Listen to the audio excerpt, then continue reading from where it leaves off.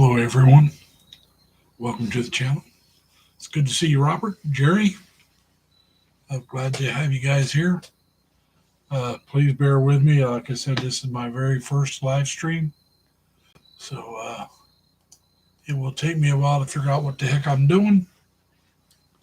And please, like I said in my opening statement, hello, everyone. Please, no politics. Let's keep it friendly. You can ask me whatever you want. If I decide it's not your information needed, and I'll tell you that. But outside of that, let's go. Hello, Larice. Welcome. I don't know how to invite anybody up, so I won't be able to do that unless somebody can tell me how to do it. So it's going to be pretty much just me talking. And so thank you, Jerry, for the belated birthday wishes. That was yesterday. So I worked yesterday. Then I got on the live stream with Dan from Dan's Retirement Journey Filipinos Bound. Enjoyed that. Like I enjoy most live streams, I really do. I like the banter that goes back and forth between in the chat, and if there's co-hosts between the host and co-host. I decided I was not sure when Chris and Sabu started doing live streams if I was going to like them. I enjoyed the videos, but I wasn't sure how much I was going to enjoy the live streams. And I decided I actually like the live stream. Like I said, I enjoy the banter. I enjoy the exchanging of information and ideals. But like I said, I like to keep it clean and let's keep politics out of it. Is Dodger here? Hello, Dodger. If you are, I hope you're here. I know you said you were going to try to make it. There you are. How you doing, Dodger? Uh, Dan's Retirement Journey. Hello, Dan. I hope Benny's there. I hope she's having a good time. If I knew how to pin it, I'd pin and let some of you guys come up. I just don't know how to do it. I just don't know how to do it. If somebody can tell me how to pin it, I'll pin it and I'll have somebody come up. Hey, Mac Daddy, how you doing? Is Junior there? I hope he is. But like I said, we're just going to, whatever you guys want to bring up, I'll try to answer it. I don't know how good I'm going to be at reading these messages. That's something I haven't done.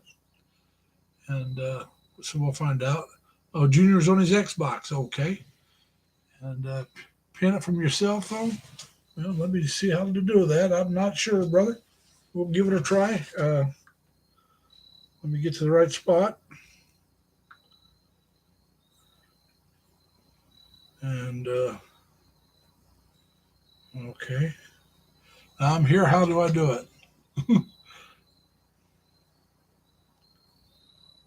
uh,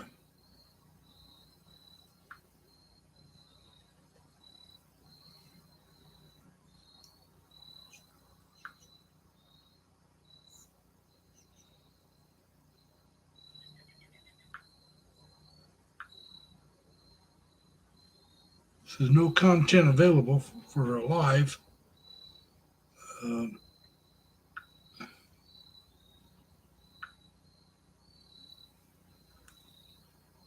so we'll get it figured out, hopefully. Maple Mountain Mist sounds good. I don't drink much anymore because I don't like going to the bars that were close to me before. Now there's none that's close, and I don't drink and drive. Hi, Sammy, how you doing? So we're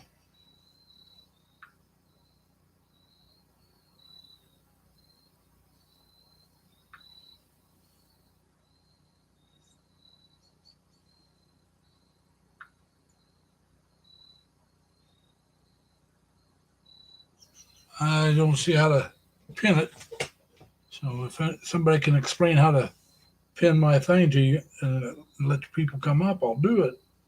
I just don't know how to do it. And all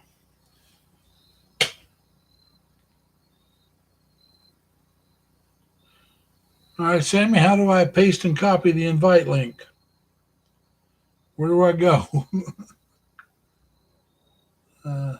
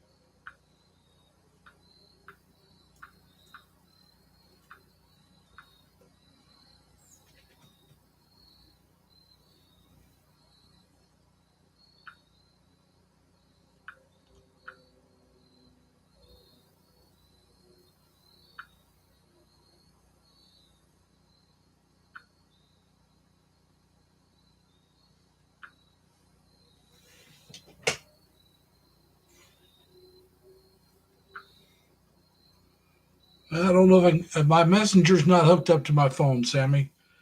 Uh, it's only hooked up to my computer there. And let's see if I can do both at the same time. And we'll see what's going on here.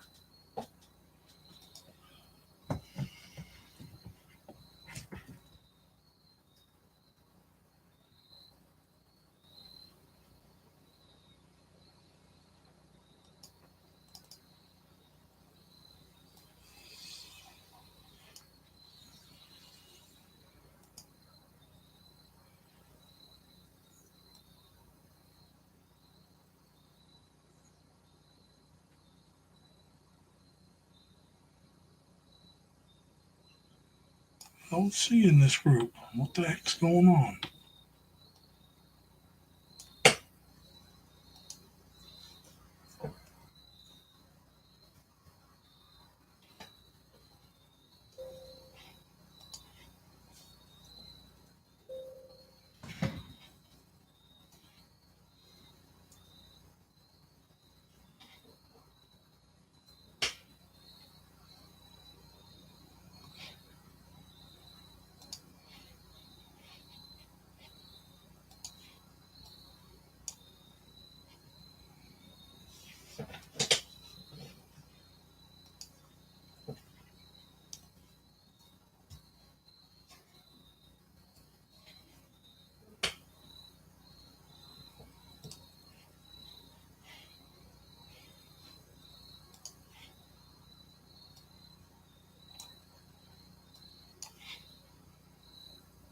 Did you get it, Sammy?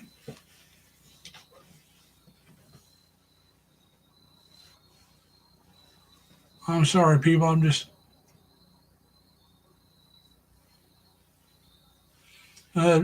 Big Mac Daddy. He's only on about once a week or once every other week.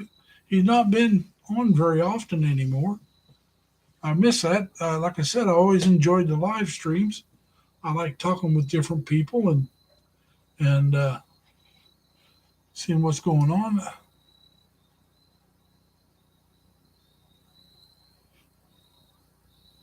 Sammy, I said, oh, okay, I see you're typing.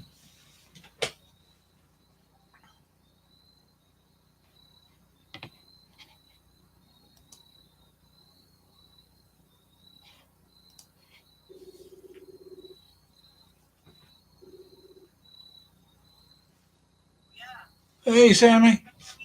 Yeah, I can hear you. Now, how do I?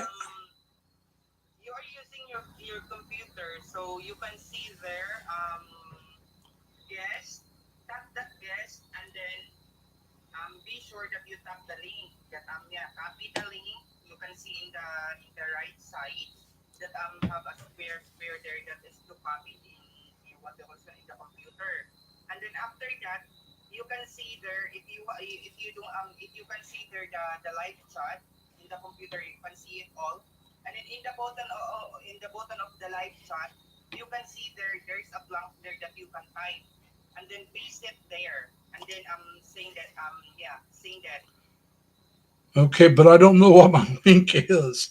How do I find it? Yeah, how do I find my link? I don't know my link.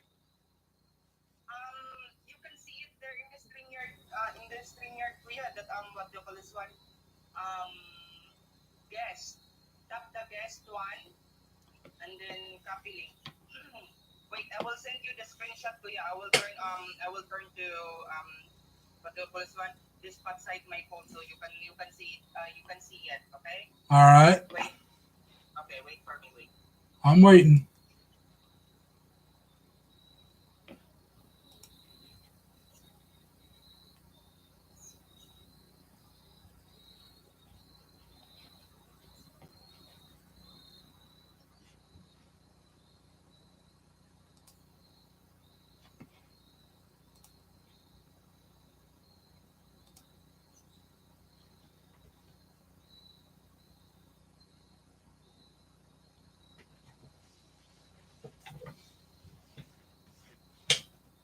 And I'll tell you, Dan, you say you're low tech. I'm no tech. I mean, let's be honest about it. I don't do this. This is, like I said, my very first time. And I'm just trying to figure out how the heck to do it. So I hope everybody's patient with me. And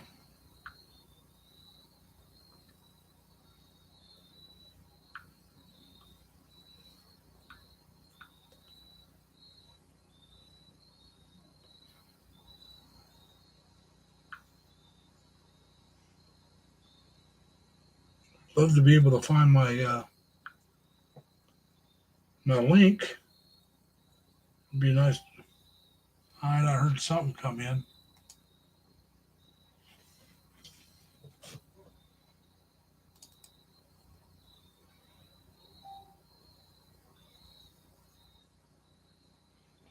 Okay,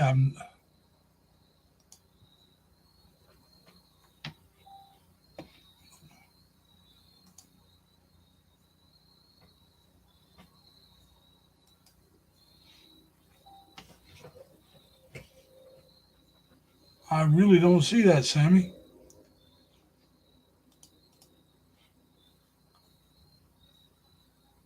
I am in StreamYard, but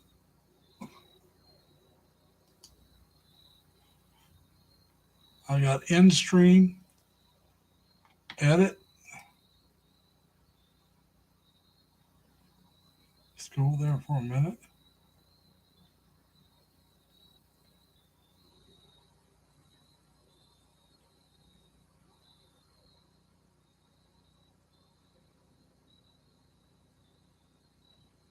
No.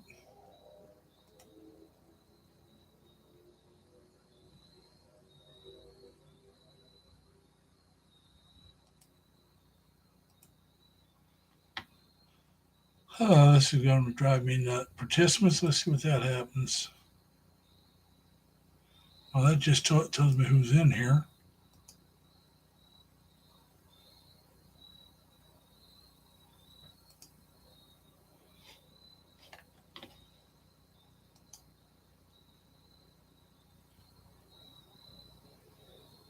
I'm telling you, people, I'm sorry. I was trying to do everything the first time. It's really hard to do for me, anyway.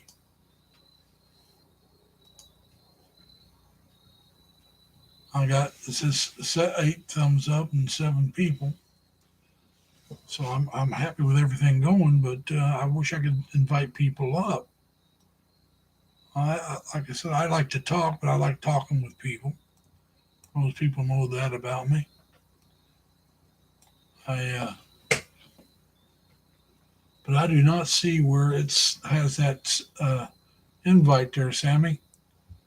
I got, but I have to go back where I start because I don't have that page up at all. But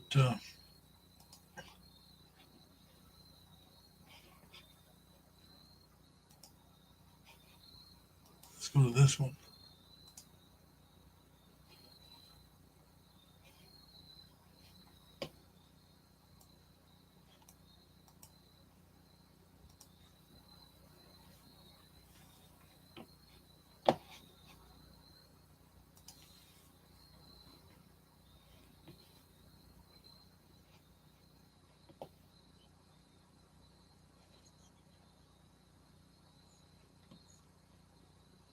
I don't see anything there either.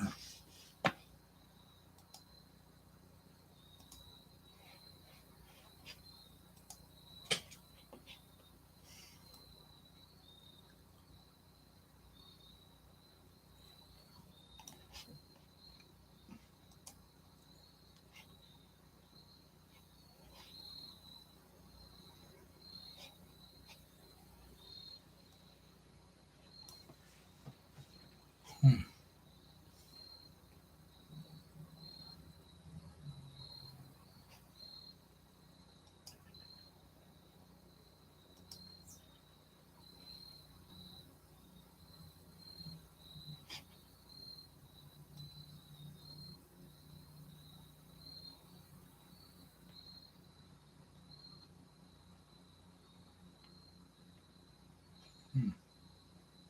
Well, folks, I know this is not real exciting, so we're going to have to try to give up on this and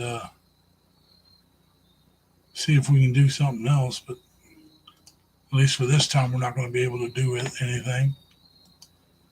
I'm sorry about that, but hopefully one of these days we'll get it figured out.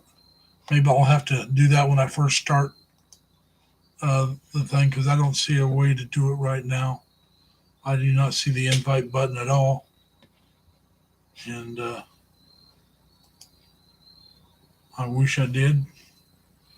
But I got something I can create a poll. I got bring it up in emojis. I can see who the participants are, pop out chat, toggle timestamps, and so I don't like to talk out. Stamp, pop out chat. Much to left it this way. Well, hello, young lady. How you doing today? Glad to see you made it. It's back. Uh, Miss Mintz is here. Pennsylvania Trucker. Hey, welcome, sir. I haven't seen you in a long time. And thank you for being a member of my channel for a long time. But I didn't really do anything until April. That's when I started doing stuff. And I changed my name to Lazy Larry Lee instead of Lazy Larry. And most of you know why. Those that don't, well, when you typed in Lazy Larry, a bunch of cartoons came up.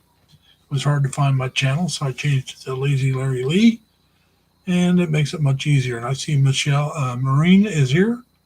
I hope she's doing well. She retracted whatever statement she made, but that's okay. Marina, I hope you're doing well. I hope Ken's okay. And, like I said, I really would like to have somebody be able to come up and be on the channel with me, but I don't see how to do that. One of these days we'll have to figure out how to do that. Because, I enjoy the back and forth. I like the banter between the chat and with the people in the chat, going back and forth, talking with each other. And I enjoy talking to a co-host, and then we're answering questions and all that. But like I said, the only thing I ask is that we don't get into politics, because that seems to be very divisive. And we're friendly. I mean, just, you can have disagreements, but you can be friendly about it. And like Robert says, always positivity and love, and that's very good. I like that.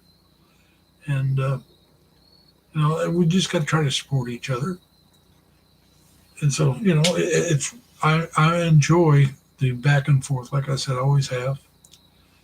And it's actually a cool day here for you guys out in the Philippines. They got up to a high around 70 today, not very warm at all. And so right now I got my window open. So the noise you're hearing, if you're hearing any noise, is ambient noise from outside. I don't have any fans on or anything else. It's a very pleasant night. I'll probably close the windows before I go to bed. Last night it got down to about 50. So it's a little cooler than I like. I doubt if I'll use that blanket I got on my bed. I'll probably take it off. If it gets cool enough that I want a blanket, I'll just turn the heat on. I'd rather have just the heat, and if I need to, I like an air movement. So I usually turn a fan. You can see I got a couple fans, and I got another one that you can't see, and so I have fans all over the place. But yeah. Yeah, I had moonshine's not just for breakfast anymore. I have to agree with you on that. But like I said, it's just something I like to do. I like to interact with people. I really miss Chris's live streams. I don't really get to see Sammy's as much as I'd like to. Dan only does about one a week, and I enjoy going to him. And Jerry I've never caught one of Jerry's live. I've watched them. I've watched every one of them. I've never caught one live because Jerry likes to go early. I mean, he gets up early and goes out and does a walk and decides at the last moment, let's do a live stream, which is fine. That's his thing. That's where it should be. He should do his thing. one of these days I'll be up early enough, hopefully, and I'll catch one. And there's a few others I really enjoy. Like I said, there's Erica from Jasmine. I like to watch her. There's Crazy Kid. I think it's 949. He's a comedian. He's up in Canada. I like to watch his. He usually does one on Monday night. And, I'll catch a few others. I've caught, oh, I don't really want to get into it because I'll forget somebody and I don't want to make anybody mad. I will say there's Abby and there's Pinky and Deborah or and a couple others. And Melanie, I've caught her a couple times. But like I said, usually I enjoy the uh, exchange of information between either the host and the chat or between the chat themselves. So it's just something I enjoy doing, and I'll probably do another one of these hopefully. And I don't know how long I should go because I'll leave that up to you guys. It just like I said, without being able to bring somebody up, I'm not an expert on anything. I like to talk about anything almost, but I'm not an expert. If you want to know what not to do, hey, talk to me. I can tell you that. I'm 69 years old, still working full time. So I know what not to do to get retire early and get yourself in trouble. Spend money you don't have. Don't save up very much. Uh, but it's what I've done. I can't really regret it because I've got to travel a lot, and that's one of the things that helped make me broke. Is I like to travel, and I've done that. Now, part of that is I don't know how many of you know that you are. I'll tell you the truth, Jerry. I think I am on YouTube, not StreamYard. I think I am using YouTube. I'll try to use StreamYard next time. It'll probably be easier. And yeah, it could be ticklish. That I don't know how well you can see that. I got the chin whiskers coming back, but it's so light in color. My chin whiskers are white, so it's really hard to see. But you're going out to a backwoods hoedown later, huh? Well, have fun, Edward. I hope you enjoy it. And so, hello, Jake. I don't know you, but welcome. Thank you, Jake. I appreciate that. And like I said, it's just this is my very first live stream, so I'm trying to figure out what the heck I'm doing. And I think I am. I'm using YouTube Studio, so next time try to use StreamYard. Hopefully, I'll be able to bring up where I can have guest chats, guest hosts, excuse me, and we'll get a couple people up here, and we'll just spend some time talking and answering questions. I My favorite place that I've ever been. Ooh, that's tough. I mean, I went to China back in '99 for 3 weeks. That was a blast. Uh, I enjoyed my trip to Toronto and Montreal both. Been to New Orleans down before. I went down there before they had Katrina, and went to what they call Oak Alley. It's one of those old plantations, slave plantations. They call it Oak Alley.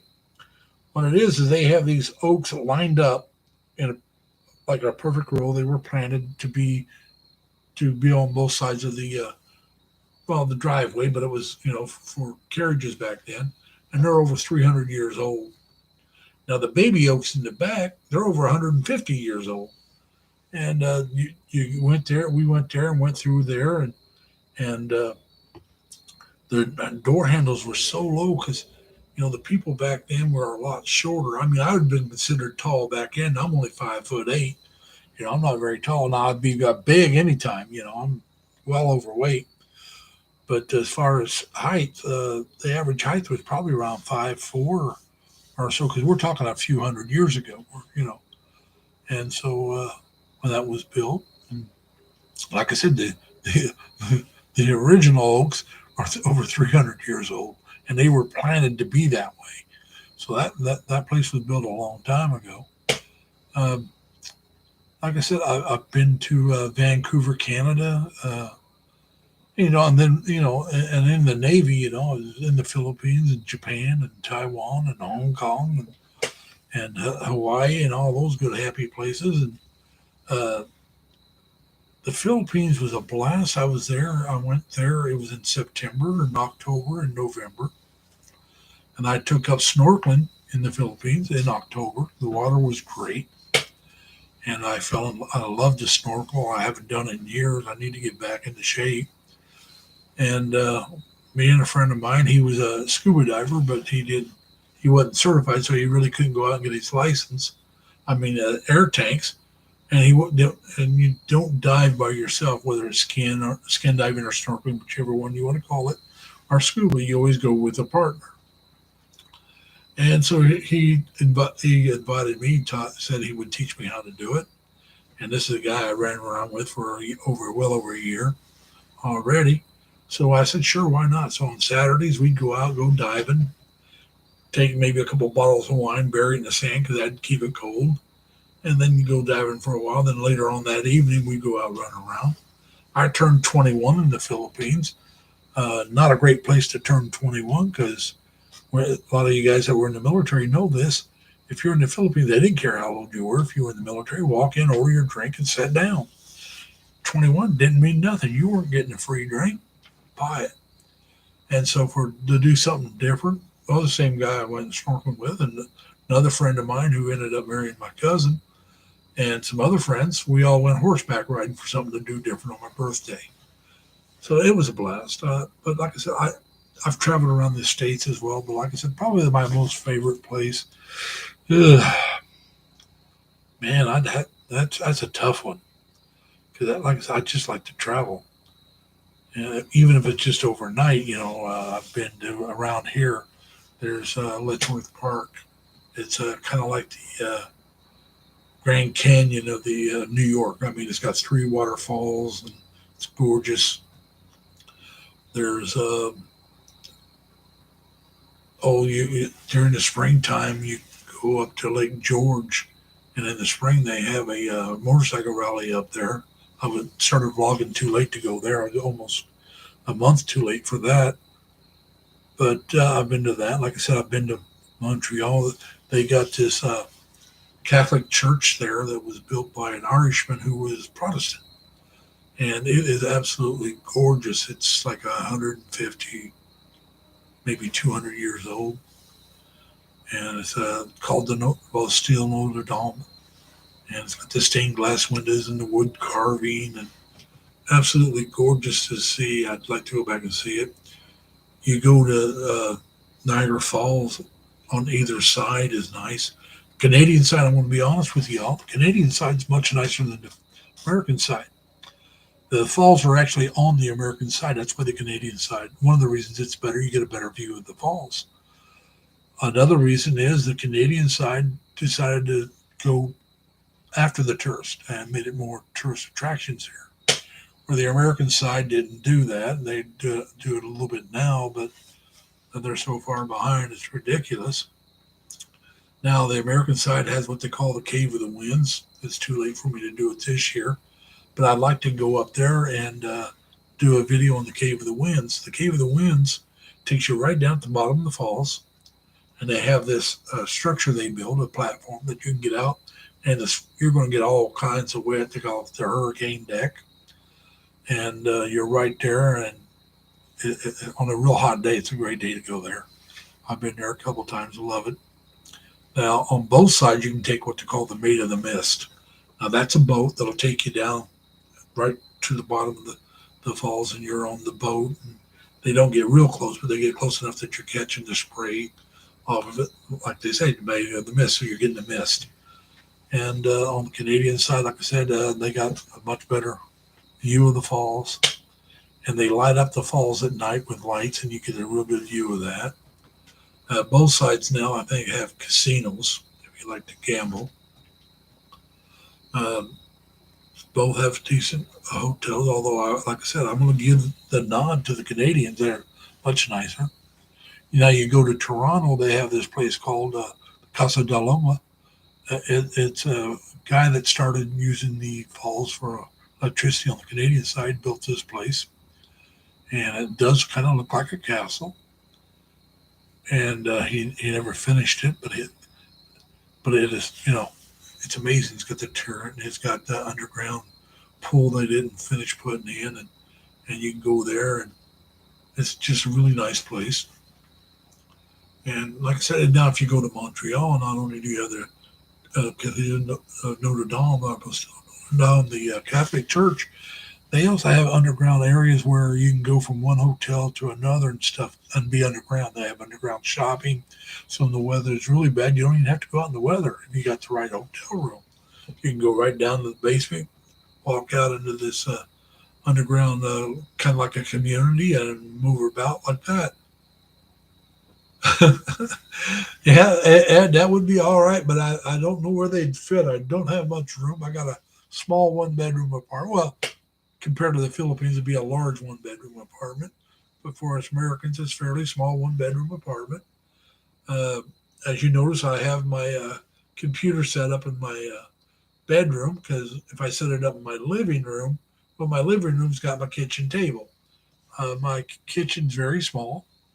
My bathroom's pretty small, and so I could set like I said, my computer up in my living room, but that would really make that area real cramped. Because you put your TV in there, I got a sleeper sofa in case any. Uh, that's more than I need, but I got it anyway, a sleeper sofa, and I got my recliner in there.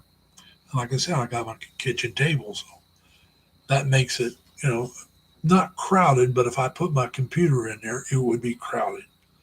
But it's like I said, now if I had a full size sofa, 3-seater, it would be crowded. I mean, I got the smaller sofa, not the couch, and so like I said, it's not too crowded. But if I put my computer in there, I'd either have to use it as a dining table as well, or get rid of my dining table, and I just soon have it in here. I go into my living room if I want to watch something. I got to get my TV put back up. Uh, I got a new TV stand I got to put together, and I'll put the TV back together and put it back up. But right now it's down. But like I said, I can do almost everything I want really on my computer, and that's what I do. And all right, Dan, glad they give. I will call it Pesos and sounds like a good name, Dan. There, you can play slap a boob. Hey, Deval, welcome, man. Glad to see you made it. And I don't know how many people I got here, just showing me seven, but it's been showing me seven almost the entire time. So I don't have a clue how many people's actually here. And but I'm glad you're all here. And like I said, we're going to keep going for a little bit longer. But now, Dan, I got a question. Are you planning on doing another one again this Friday? Because I kind of, like I said, I enjoy going to yours. So I enjoy going to Sammy's when I can. But that'd be Saturday, I guess, morning for you, Friday night for us. I'm growing older, but not up. I'm growing out, but not up. That's all I got to say, Devil. Deval Don, yes. But yeah, like I said, next time we'll try to get some people here that can come up. Like I said, I didn't even think about it. I am using YouTube Studio. It should be on StreamYard, so we'll go StreamYard next time. Oh, good. Same time, same day. So it'll be Friday around 7 o'clock. All right, my time. So yeah, that'd be good. Oh yeah, it's just the Burr months. McCarty Maz had a video he put up on September 1st, and he was at one of the malls there, and they were decorating already. And he said, I guess some people doubted, didn't they kind of doubted him when he said they started decorating early and all that. So he went in, he showed them decorating, and he talked to one of the people, and he asked them, he said, "Now what day is it?" And they said September 1st. He said, "Now people, you can no longer doubt me. It's September, and they're already preparing for Christmas." And oh, now Sammy, most of your streams aren't boring. If we have a good time talking back and forth when you're busy, and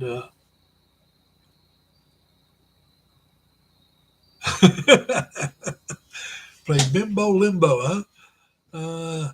I'd be on the ground falling every time because man, I am not limber at all. And like I said, I'm an old fart. I may not look it, and I sure don't act it, but I am. I'm 69, and what can one say?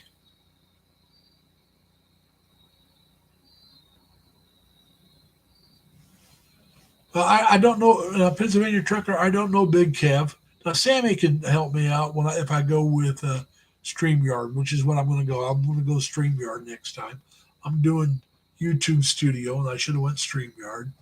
I know most people do Streamyards. We'll do that next time. And tiny bubbles in my way, tiny bubbles. That's about all I know about that song. If I was going to do a song, it'd be more like, "Hello, I'm a truck. There would be no truck drivers if it wasn't for his trucks. Those gear jamming, coffee drinking nuts, they drive their way to glory and they have all the luck. There'd be no truck drivers if it wasn't for his trucks." And I don't know all that song either, but I happen to like it. That was from, oh God, I want to say the 60s, maybe 70s. Uh, but yeah, I used to listen to a lot of truck driving songs. My father drove semis cross country till he went on total disability at 47. My younger brother drove trucks for a few years. I thought about it, but I got out of the Navy back when they were cutting back on truck drivers cross country because of that's when they first started hauling the trailers by trucks. So the guy that my father knew that was good friends was a neighbor of ours who had 4 or 5 trucks. He had 4 or 5 drivers working for him. Well, because of the cutbacks, he had to lay off some drivers and go back to driving himself. So he wasn't going to lay somebody else off just to give some kid a job, which I don't blame him. Yeah, Robert, I'm going to just grow the chin whiskers. That's all I had before. I'm not going to get it much longer than what it is right now. It'll be a little bit longer. It helps hide this fat, ugly turkey neck down there. And, what can I say? Oh, 16 tons. 16 tons and number 9 cold. What did I get? I don't remember that one, but that was a good song. Don't forget Big Bad John. But, yeah, like I said, I grew up with my dad liked country music, and he liked truck songs, and so I used to listen with him when he was home, and so yeah, we had a good time. And yes, Sammy, I'll call you before I start next time, so we can get that set up, and I can have it set up where I can invite people up. I'll probably have you and Dan and maybe a couple others. I don't. Now, Dan, I know you like the beard. You was always telling me to grow it back, but yeah, I shaved it off because I wear this chin strap. I have sleep apnea, and I started having trouble. Whereas my mouth was opening up at night, and I would dry out, and then I wasn't getting the sleep I needed. So I had to get a chin strap to help hold my mouth shut when I was sleeping, and it was starting to cause me trouble right down in here. And so I'm trying to keep it a little shorter, not quite as far down, not quite as far out. I'm trying to keep it a little smaller, and and then I'm not going to grow it as long. So hopefully it'll not cause me trouble again. It was causing some ingrown hairs and getting really kind of wicked underneath there, and so that's what I'm doing. Um, I used to have a full beard. With a full beard, I looked like Santa Claus. The only thing that has any any hint of color besides white is my mustache, and it just has a little bit of hint. But my beard, my full beard, this part, all that is completely white. Uh, which that, I get that from my mom's dad. He was Snow White by the time he was 50. I mean, his hair, everything was white, and he lived to be 92. So I got some. Hello, Ann. How you doing? I just spotted you.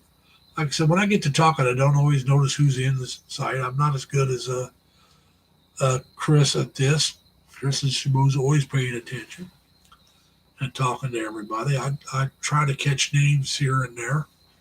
So I don't know how long you've been here, Ann, but I just noticed you. So welcome. I hope you're enjoying yourself.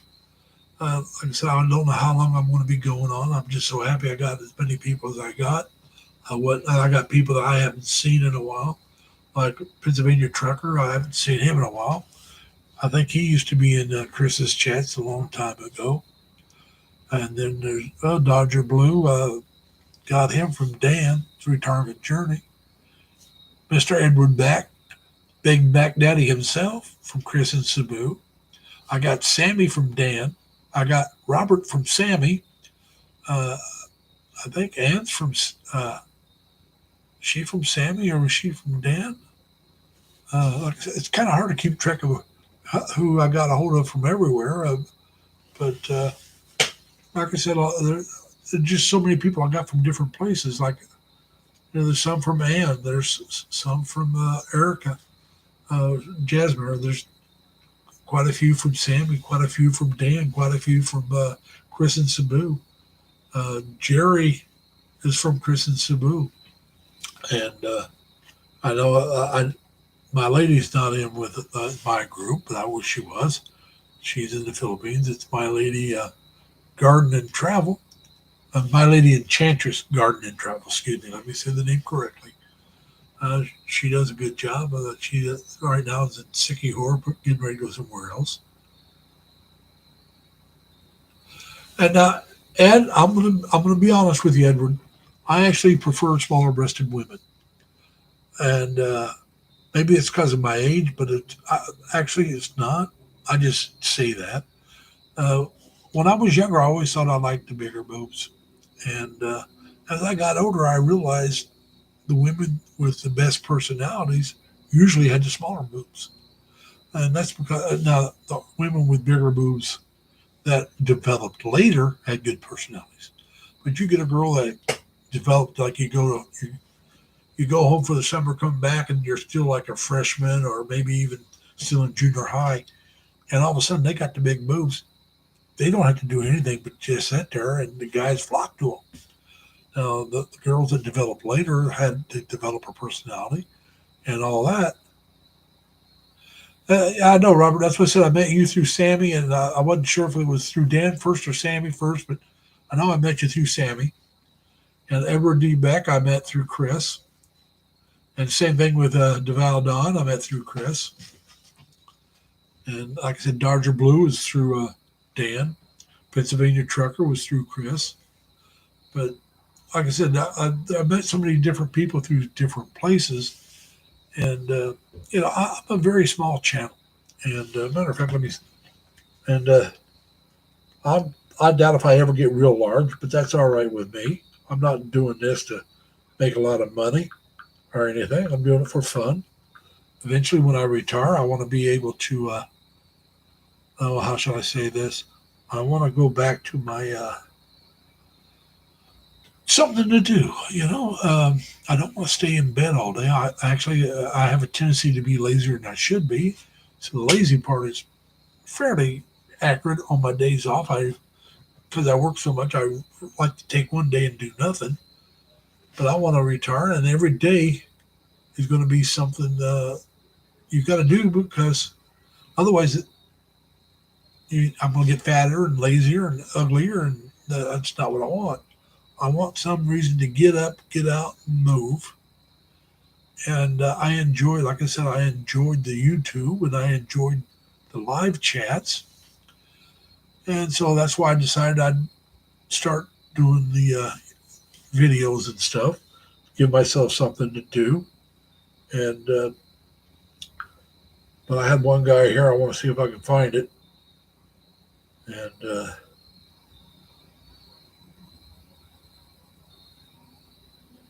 he was making a statement, and I hate to say it, I have to agree with him, but here it is.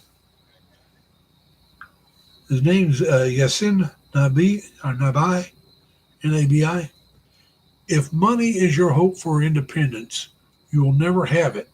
The only real security that a man will have in this world is a reserve of knowledge, experience, and ability. Quote from Henry Ford. Now, my reply was, yes, Yasin, my only hope is trying to have fun making these videos. I also want to find a hobby that I can enjoy after I retire. Take care of yourself, stay safe and healthy, plus try to have fun. I'll always end my things. And like I said, when I started thinking about it, yeah, if you start doing something to make money to become wealthy, it's going to be a lot harder. You got to do something that you enjoy, something that brings you happiness, and something that you say, okay, I may never get rich doing this, but I enjoy it, so I'm going to continue doing it. And if you happen to strike it rich, fine. If you don't, well, you're having fun. And as you know, I believe in having fun. And I don't know if I told you that about my father or not, but he went on total disability at 47. I was about 12. I was about 12 years old. He lifted something wrong and pulled a bowel out of place, and he went from 258 pounds down to 150 in 3 months and never worked again the rest of his life. And he made the statement more than once that if he was faking that injury, he could have enjoyed his retirement because he always planned on retiring at 55. Because he was a teamster, he wanted to retire at 55 and start enjoying life. But life dealt him that hand, and so he had to deal with it. And so it really affected me. I think that's one of the reasons why I never really cared about accumulating money. I wanted to accumulate happiness. I wanted to accumulate doing things I enjoy. And I went in the Navy. Vietnam was going on, but I've always, my entire life, ever since I can remember, I wanted to go into service. Now the branch would change, but not the desire. Even like I said, I went in at 72, and was been going on for quite a while by then. But I've always wanted to go in, so I went in, and I picked the Navy for a couple of reasons. One is I wanted to travel, and I would travel more in the Navy than any other branch. Also, let's be honest about it. I was a little bit bigger guy. Even when I was in shape, I had about a 48-inch chest and a 34-inch waist. So I wasn't small. I was only 5'8", but I wasn't small, but I wasn't big.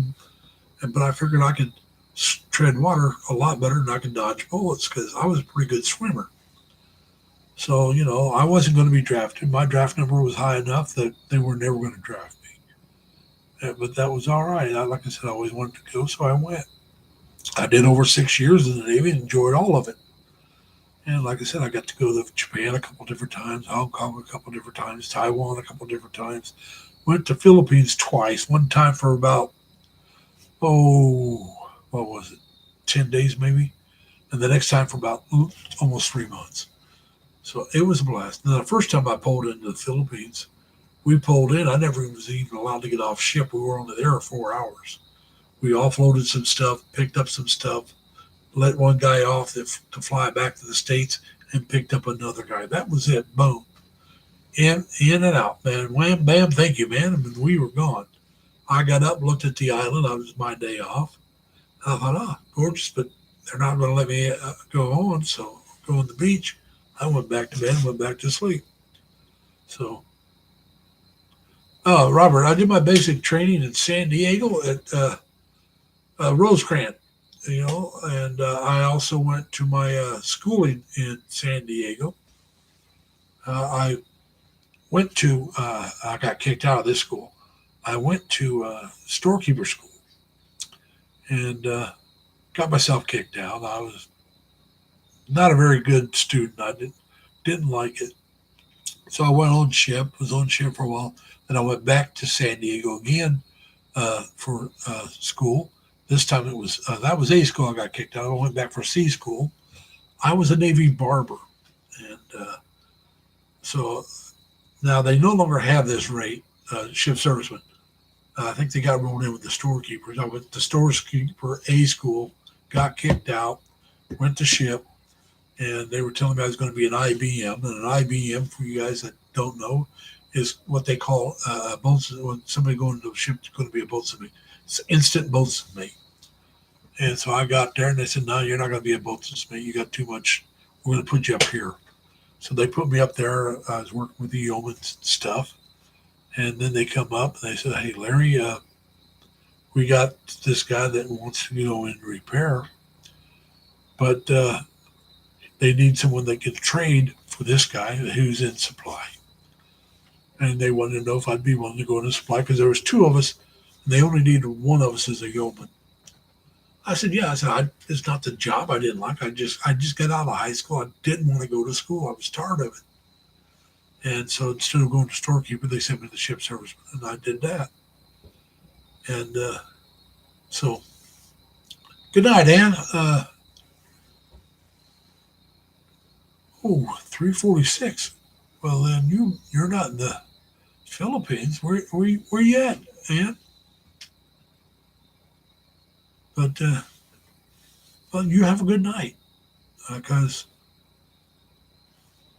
we were gonna miss you. But so anyway, that's how I became a ship serviceman. Like I said, I worked in the barber shop.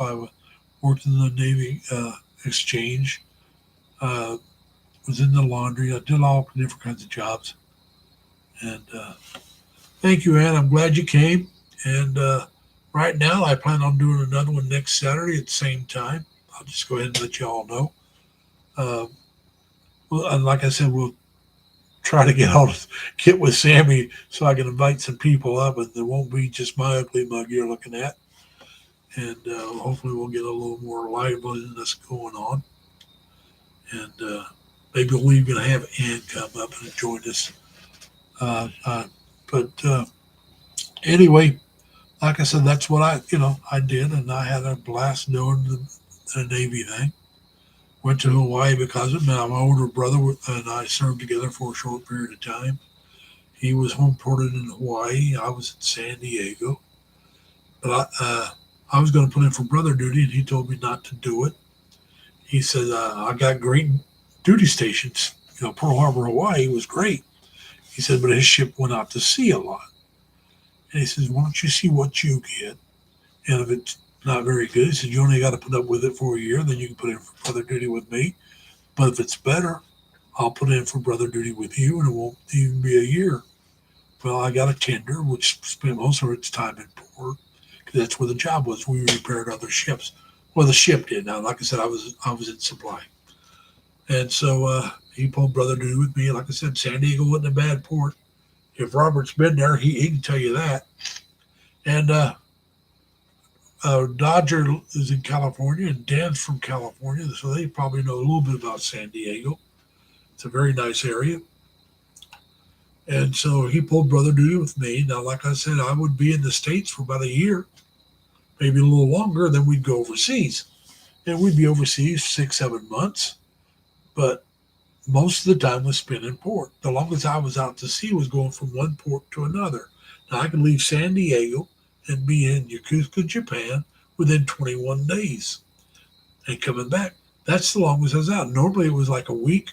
Sometimes it was like 5 days going from one port to the next. That's it.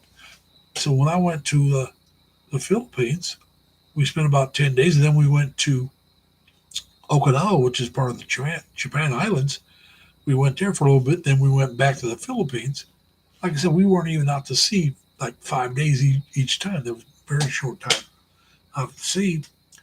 And we spent over 2 months, almost 3 months the second time. The first time about 10 days. And I enjoyed that. I mean, you the best sleep I ever had actually is out at sea. Uh, you sleep in the midship. If you ever take a cruise, try to get midship because it rocks you to sleep. And as long as the weather's nice, you can get a good night's sleep as long as you don't have motion sickness. Now, if you have motion sickness, I'm sorry, don't take a don't take a cruise. Now, the worst ship I was ever on was a LST. And the guy that invented the term rock and roll watched an LST tied up to the pier on a calm day.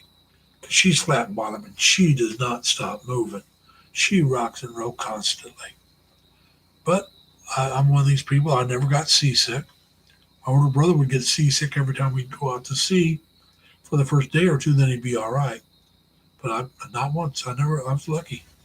I spent some time, not a lot of time, about a month on the Frederick out to sea, and we didn't go anywhere. That's the thing I don't. I hate those ships where you go out and play war games and pull right back in where you were at. I mean, we spent 27 days at sea, and every night I could see the coastline of San Diego. You could see the lights. That's how close we were. Every night for 27 days. And I'm thinking, I could be in Japan. I could be in Hawaii. I could be in the Philippines. And where am I at? Right off the coast of San Diego. When I pull in, where am I going to be at? San Diego. And now, don't get me wrong, I love San Diego, but if I'm going to spend 27 days at the sea, I want to go somewhere else. But like I said, I was always the kind of guy. Backdoor Bilky?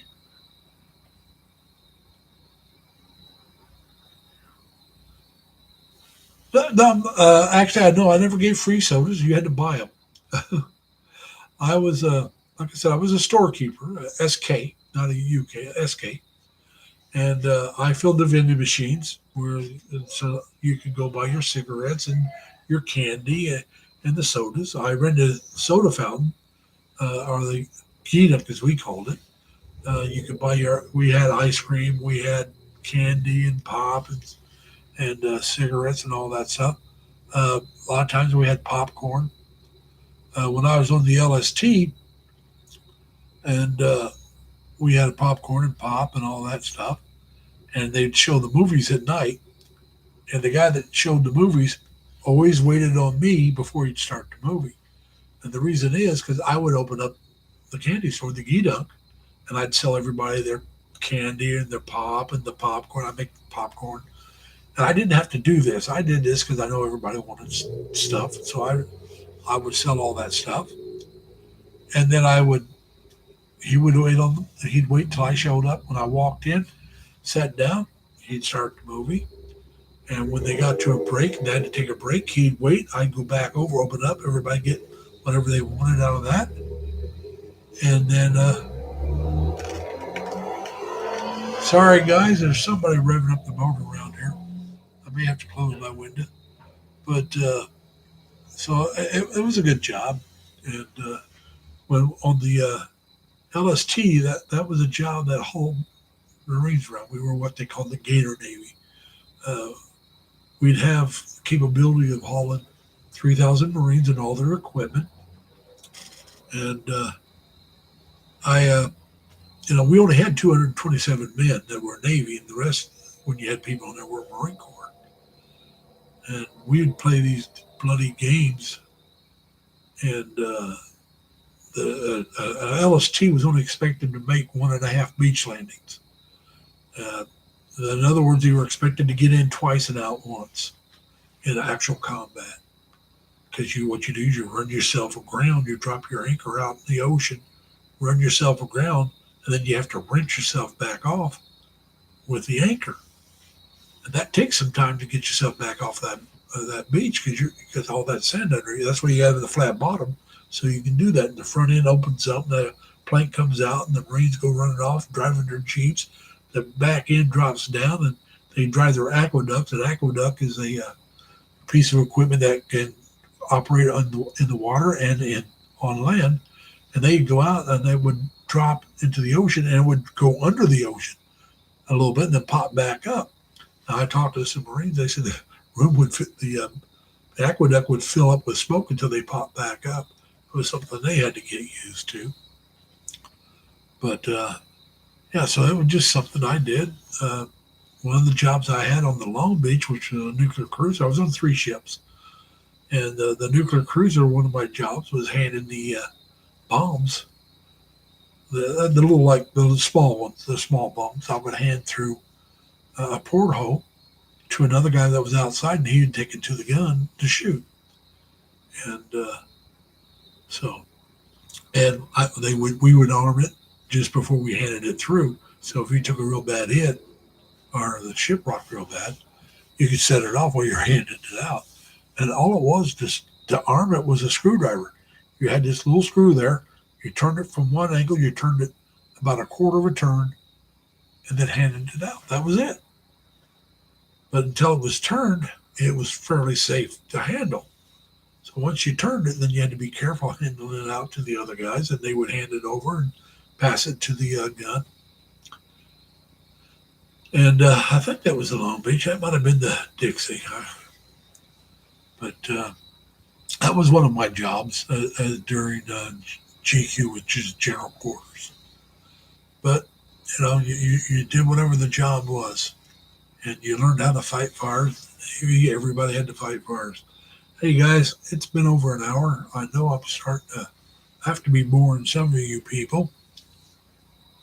First had short life, Larry, for sure.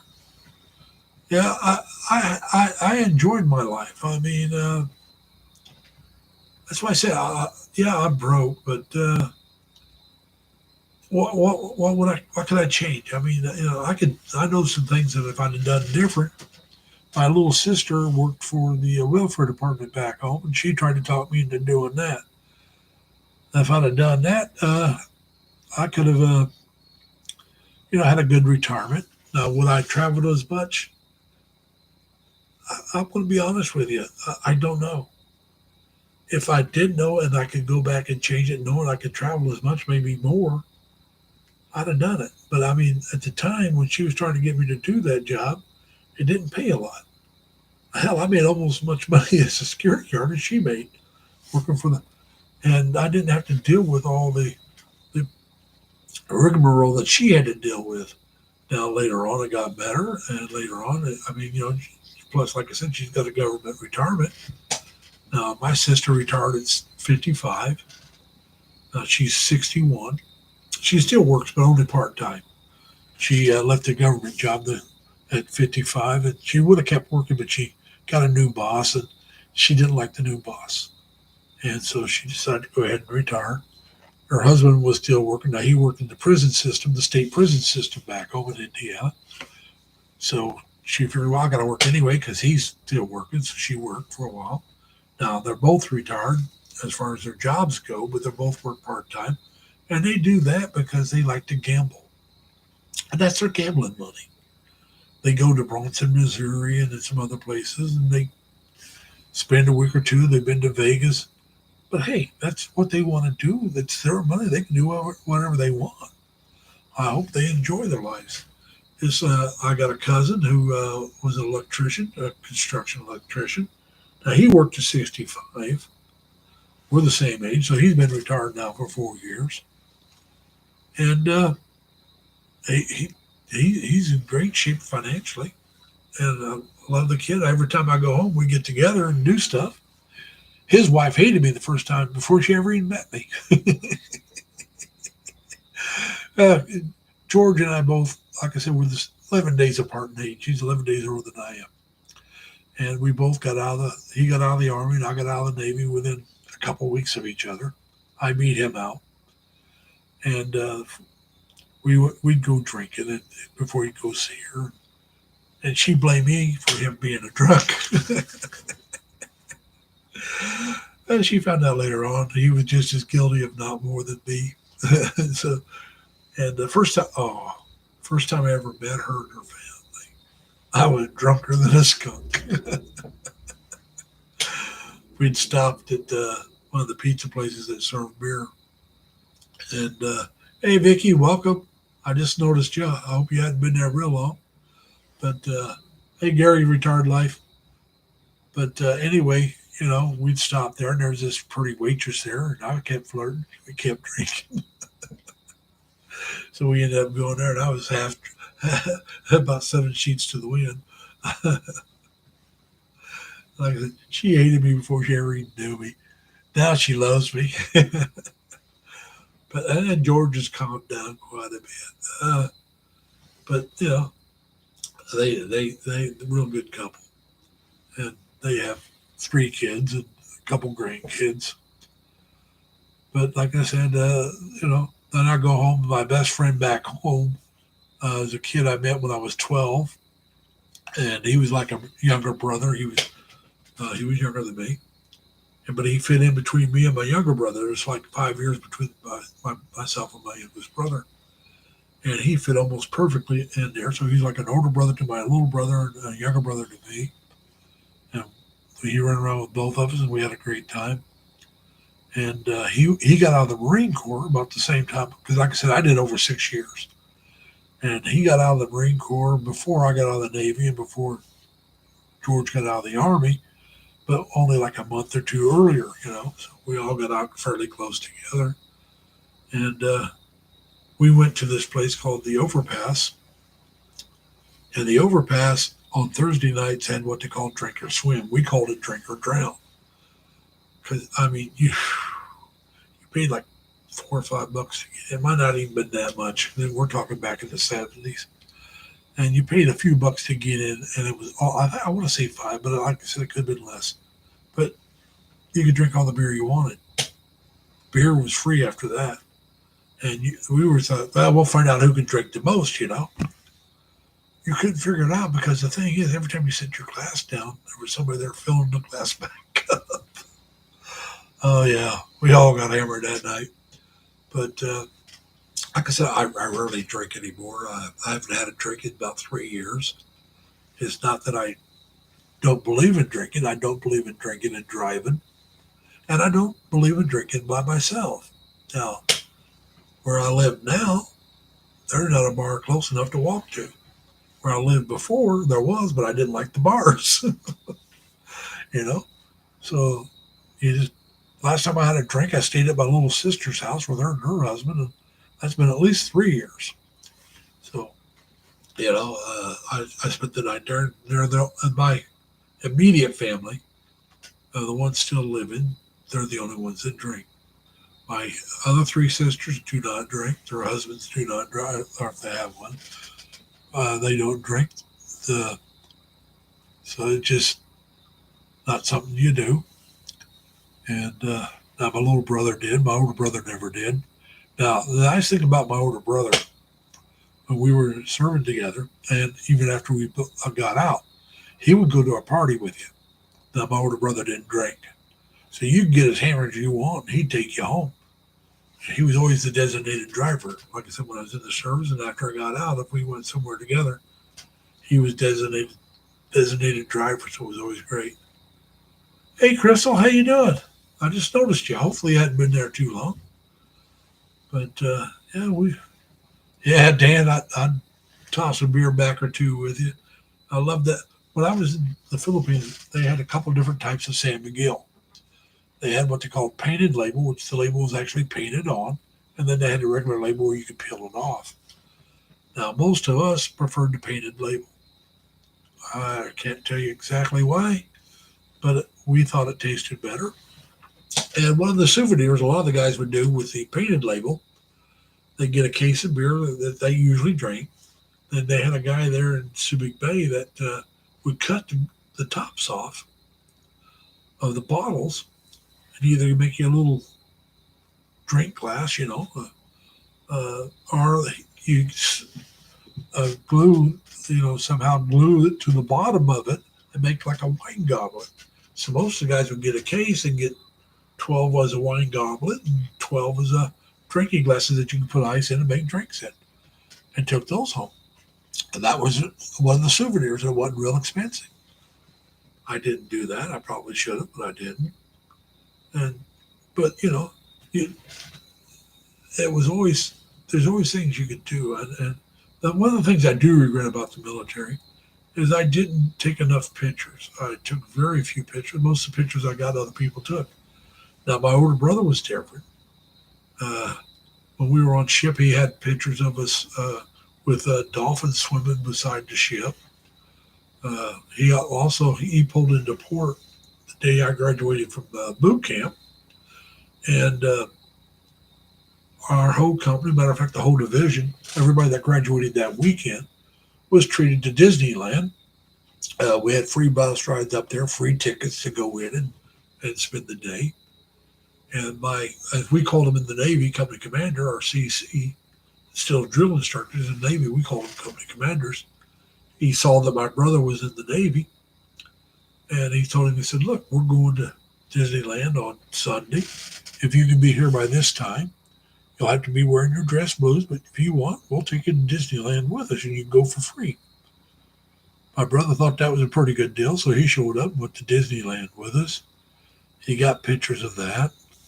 Also, like I said, he was there for my graduation, and he took pictures of my graduation and was able to show my parents, And so it was good. I mean, like I said, my brother and I, we used to always tell everybody we were different as day and night, and we pretty much was. Like I said, my brother didn't smoke, he didn't drink. I only heard him cuss once, and that's because he ran a stop sign, and he usually would say fudge. Not the other word, but when he ran that stop sign, he said the other word. I'm not going to say it. I don't want to get in trouble with anybody.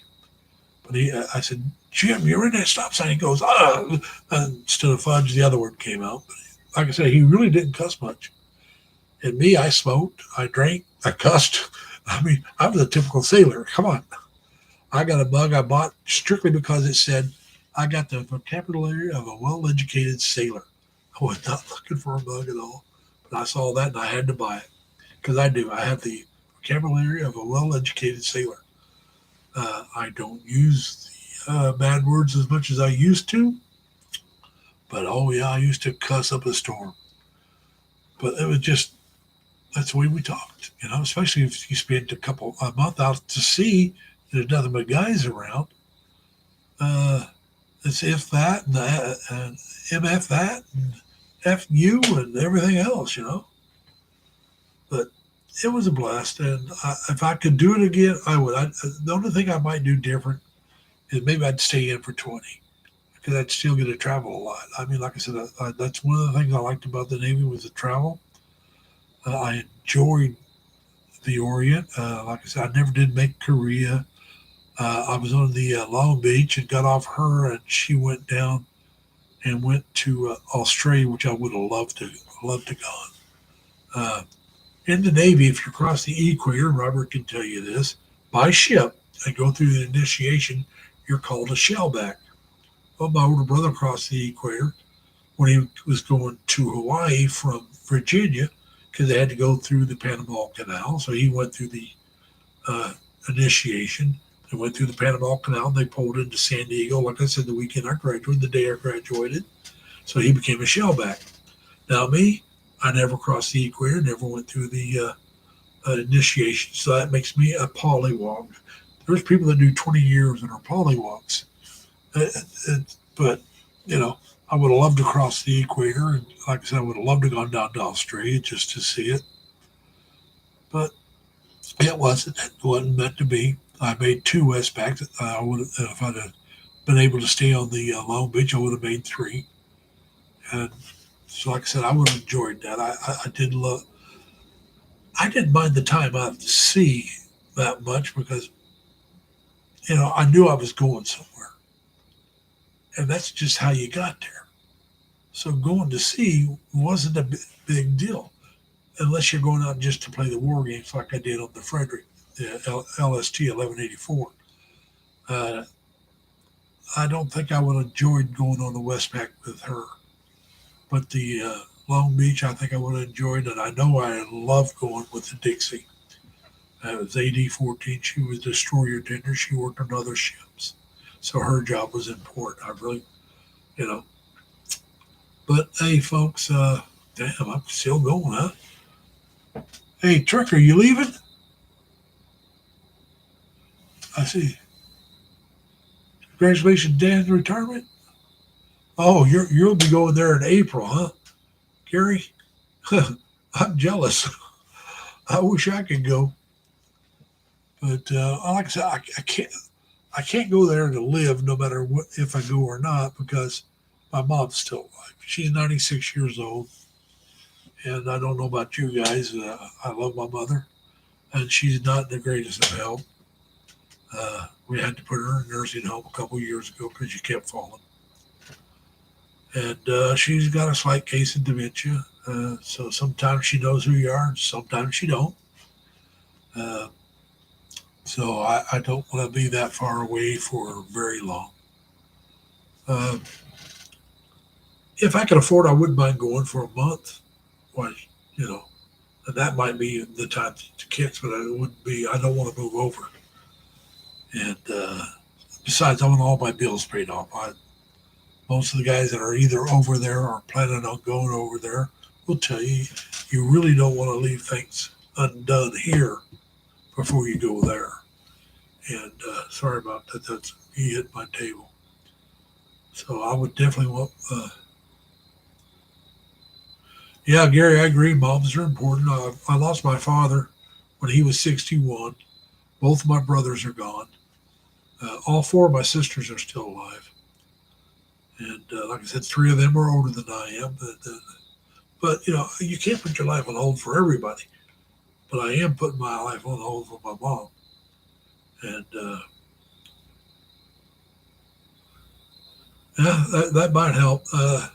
Sometimes she thinks my niece is my sister. She thinks my youngest sister's daughter is her sometimes. And so, you know, what can you say?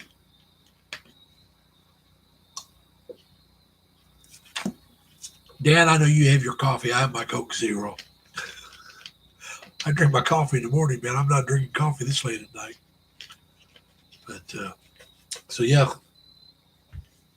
you gotta. I do like my coffee in the morning. Though I have about two 16-ounce cups of coffee every morning, and a couple eggs. That's my breakfast. But you know, it's like you said, your moms are important. So if they're still alive, you got to keep in contact with them. Now, the nice thing today, if your mother's got any tech savage at all, you teach her how to video chat. I think Dad taught his mom how to do that. And if they're in decent health, go for it. I mean, if my mom, 20 years ago, when she was in her 70s, or even 10 years ago when she was in her 80s and still in decent health, maybe, but my mom's, like I said, mid 90s, and she's not in that good of health. So, you know, I just can't see going. And so I'm going to stay here. I'm still over 600 miles away from where I live to where my family's back in Indiana is almost 675 miles one way. Now, my oldest sister is only a couple hundred miles north of me. She's in New York as well. She's up between Rochester and Buffalo, New York. I'm down here by Albany, New York. So she's my oldest sister and her husband are going back to Indiana in the shining iced tea, huh? Sometimes invention, necessity makes a good drink. Uh, First time I had a rum and uh, I'll tell you, Mountain Dew, the soda, was because I had nothing else to mix it with. It wasn't that, but yeah, uh, she's going home in the middle of October. Now, all right, while I got you here, I'm going to let you all know when I go home. Now, some of you know what cover bridges are. Some of you may not, but these cover bridges were built back in the 1800s to the early 1900s. There's a whole bunch of them back in Park County. I'm from Vigo County. Park County's right on top of it. And I'm going to go take some videos. Now, each going to be a little shorter. I'm not going to try to get them all in one video. There's too many of them. And I'd rather do each one, or unless there's a couple close together, then maybe two together. And there's what they call single spans, which means it's just one span across the creek or the river. Double spans, which means they have to make it longer, so they have to put two spans back to back to get across. And then they got twin spans, and the twin spans, because most cover bridges are one way. So if you come to it, you can't see the other side. You honk your horn before you go in, and if nobody honks, then you can go in. And the next person, when they pull up, they'll honk their horn. If you're still in there, you honk your horn, let them know, hey, I'm in here, I'm coming out. Wait till I get out. And that's what happens. I mean, I just used to go to Clark County all the time because my grandfather had 53 acres of farmland up there. Well, 53 acres, mostly woods. He had some farmland, which he rented out, but it's probably about 40 some acres of woods. And me and my brothers, especially me and my older brother, we used to go up there camping and all that good, happy stuff for at least a couple of weeks every summer. And we had to walk across the covered bridge to get into the little town to pick up supplies. We'd go out with so much, and then we'd have to walk in a couple of miles, get some supplies, and go back. But those covered bridges, like I said, they're kind of neat. Now, the one my brother and I used to cross, some kid burned it down. It was some arsonist. Now, there's a town called Bridgetown, and somebody burned down their bridge. Well, they rebuilt theirs. It's not in use. Nobody drives across it. They didn't drive across the old one either.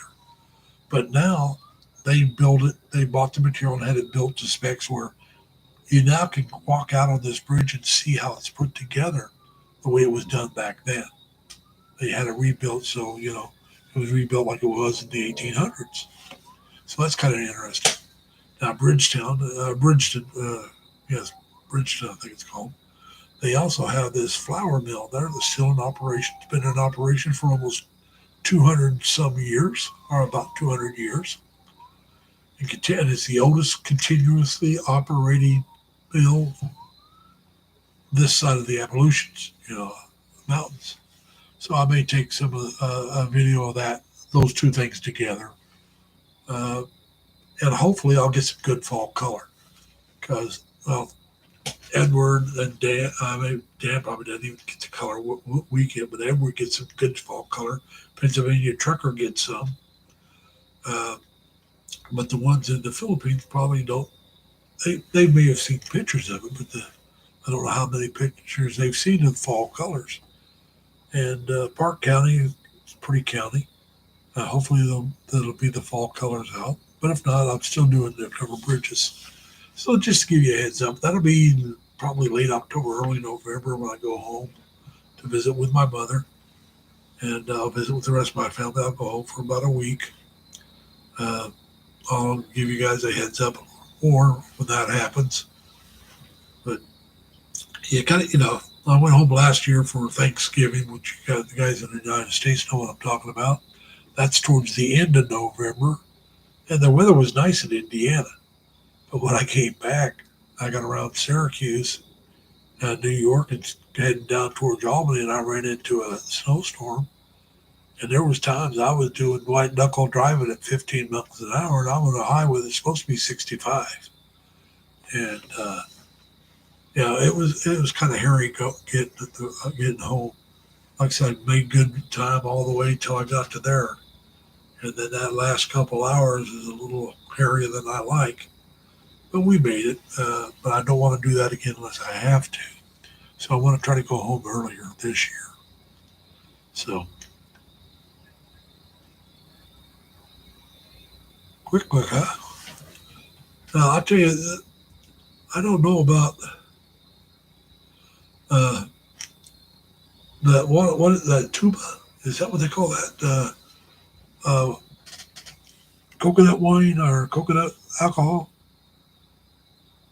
That might be interesting to try, but I'm not so sure if I'd want to because I'd be afraid of how they made it. Because I guess it turns to vinegar, I guess, after so long. But I don't know. If I knew it was fresh, I'd probably be willing to give it a try. But like I said, I really don't drink much anymore. And, but yeah, like Shine and strawberry jam on pancakes. Uh, I'll tell you about Edward D. Beck. Now, there's a place here in New York that's called Cartwright's Maple Tree Inn. It's up in Livingston County, not too far from where my sister and them live. Uh, every year they open up in the wintertime to about Easter, maybe a week after, and they make maple syrup. They really do. And they started off just making syrup and selling it local. Then they opened up a little place where you could buy some pancakes. It was kind of small thing. And now they do a thriving business during the season. And you can go in and watch them make the maple syrup. And they have it where they sell buckwheat pancakes, okay, with real maple syrup. There's a set price that's probably going to change this year because the way inflation's going. But you go in, you pay this one price, and you get all the pancakes you want with real maple syrup and butter. Now you pay a little extra, and you get like a sausage or ham with it. It's not a lot, but it gives you a little something. And if you want, you can buy eggs, but I'm not wasting my money on eggs when I can eat all the pancakes. So I usually pay a little extra to get the ham and sausage. But like I said, you can sit there all day and eat pancakes with real maple syrup. They also have maple butter, maple candies that you can buy. Uh, they have it in fancy bottles that maybe look like a maple leaf or a Statue of Liberty, a bottle. I've seen that. I bought that, gave that to somebody as a gift. And it's kind of a neat little place. I haven't been there in a couple of years, but I'll probably try to make it back sometime. But like I said, there's kind of neat little places. They got a lot of little falls around certain areas. And when I lived in Leroy, New York, I don't know how many people know this. Probably very few of you guys, anyway. Uh, but Leroy, New York, is where Jello was founded. That's where it originated. It was in Leroy, New York. They have the Jello Museum there, and you know, so yeah, it was. They were trying to develop something else, I think, and they came up with Jello, if I remember right. But the regular Jello, the pudding, and all that stuff came later. But they even used to have Bill Cosby, which kind of a shame now. The guy hurt himself, but he used to go in that town once in a while. I think they finally moved the factory out of Leroy, but for a long time, Jello was made right there in Leroy where it was founded. I lived on the same block as the museum, Jello Museum, and never went there. It just nothing, never did go there. But that's just little stuff like that. But yeah, Vermont's really got some really good color too, Dan. Uh, didn't know you ever been to Vermont. I mean, you're out there in California, so yeah, you've seen some fall color if you went. Yeah, and but yeah, there's definitely some good color in Vermont. That's not too far from where I live. And matter of fact, it's one of the states that just uh, it's east of me, not too far. And yeah, Canada is not very, Montreal is just north of me for a couple hours from where I live. About to get to the Canadian border would probably take me about an hour and a half to 2 hours. Then from there to Montreal, a little bit more, but I'm not far from there. When I was living in the Rochester area, Toronto wasn't too far. It was about 4 hours, maybe if that. Uh, Niagara Falls was only about an hour from where I lived on the American side, and the time it took to cross uh, the border is about all you had to get to the Canadian side. But yeah, you're right, Edward. Pennsylvania has a real nice fall colors too. Uh, the only places that really don't have is mostly the South and the West Coast. Now, depends on where I'm at on the West Coast. Now, when I was in the Navy on shore duty, I was in Washington State, a place called Pacific Beach, Washington. Its average winter temperature, the lows were in the 30s and the highs were in the 50s. It was green pretty much most of the year round. But hey, Bobby, how you doing, man? Welcome to the stream. But glad you came. I've been talking a while. Well, like I said in one of my videos, I do like to talk. I'll be honest about it. I enjoy interacting with people. But like I said, next time we'll try to have it uh, where we can have people come up. I'll try to do uh, oh uh, the stream thing, yard stream yard. I'll try to do stream yard instead of doing Y2 YouTube Studio. We'll try to go the other way because I don't know how to bring people up. And Sammy can help me on the other one. They're already starting to change down there. They're not here, buddy. That,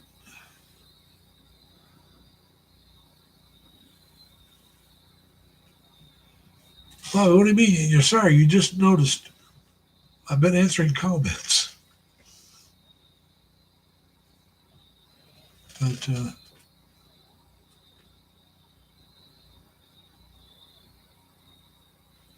uh, I'm not much of a fisherman now. My little brother loved fishing and camping. And like I said, I've already outlived both my brothers. And so when he passed away, he decided he didn't want to be buried. He wanted to be cremated. And think I agree with him. I think that's what I'll do. But in Indiana now, you can take the ashes and spread it in uh, public streamways. I mean, if it's like not a private stream, you can dump the ashes in there. You don't have to get permission. And he loved to play golf as well. So he had some of his ashes dumped in the river. And a friend of his knew somebody that ran a golf course, and they took some of his ashes there and put it in the sand pits and mixed it in. And my little sister went to Florida. Hello, Lizelle. Would go to Florida every year, and she took some of his ashes and dumped it in the ocean. And you know, so because he did that, it made me think about it. And I'm leaning really towards cremation. I don't have any kids. I don't have an ex-wife or anything like that. Uh, I Why waste all that money on a grave that very few people ever visit? And that's a lot of money to be buying the property and then having yourself buried, and the people come out for your funeral. But after the funeral, like I said, my mom's 96. She's not going to come out. My sisters are in their 70s, mid to late 70s, two of them. And, it's just, so unless I'm buried in Indiana, they're not going to go. If I'm buried out here, only my oldest sister's going to go. And how much is she going to go? Because, like I said, she's in her late 70s. She's pushing 80. Uh, so it's like, well, why? So my nephews and my great nephews and my niece and great niece, I don't need to put them say, well, we got to go visit Uncle Larry, because they don't. I mean, and I wouldn't expect them to come out to my grave very often. And I'm not real good at going to grave sites either.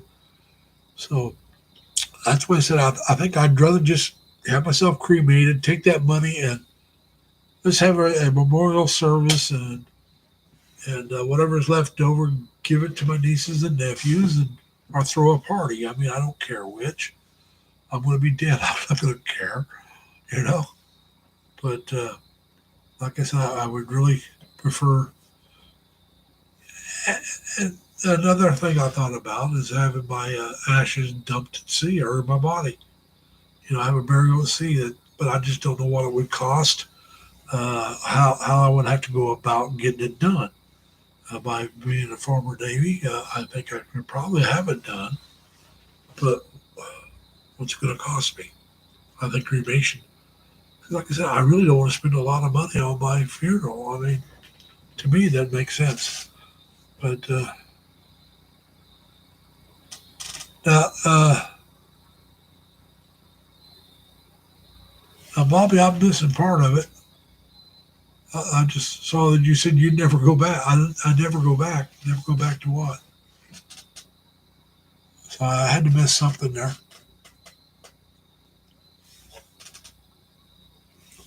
Lizelle, I'm really happy that you did make it. You said you were going to try. I'm glad you did. And I got some other people that said they weren't sure if they'd make it, but they made it. Like Jerry, I call South Texas home. Uh, Dodger Blue was here. I don't know if he's still here, but he was here. And he wasn't sure. Dan said he was going to try to make it. He made it. Sammy made it. Robert, Edward, like I said, some of them I wasn't sure. That's why I sent out the short video announcing that I was going to do one. And so, like I said, I just wanted to make that announcement. Now I'm going to try to do one every Saturday around the same time, 7 o'clock Eastern time here in New York, which would be 7 o'clock Sunday morning in the Philippines. And everybody else will have to figure out what time it's going to be where they're at, because I can't do that for everybody.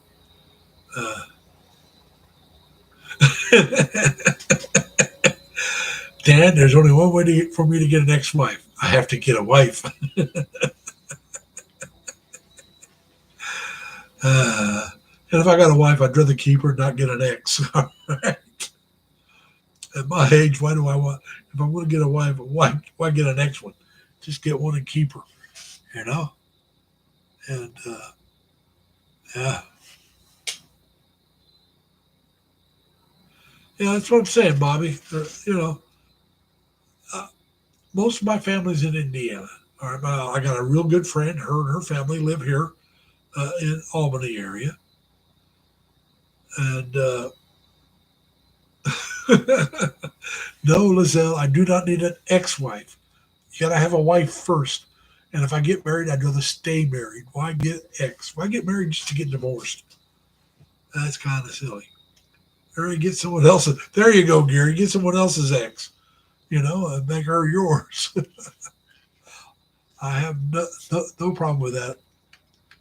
Uh,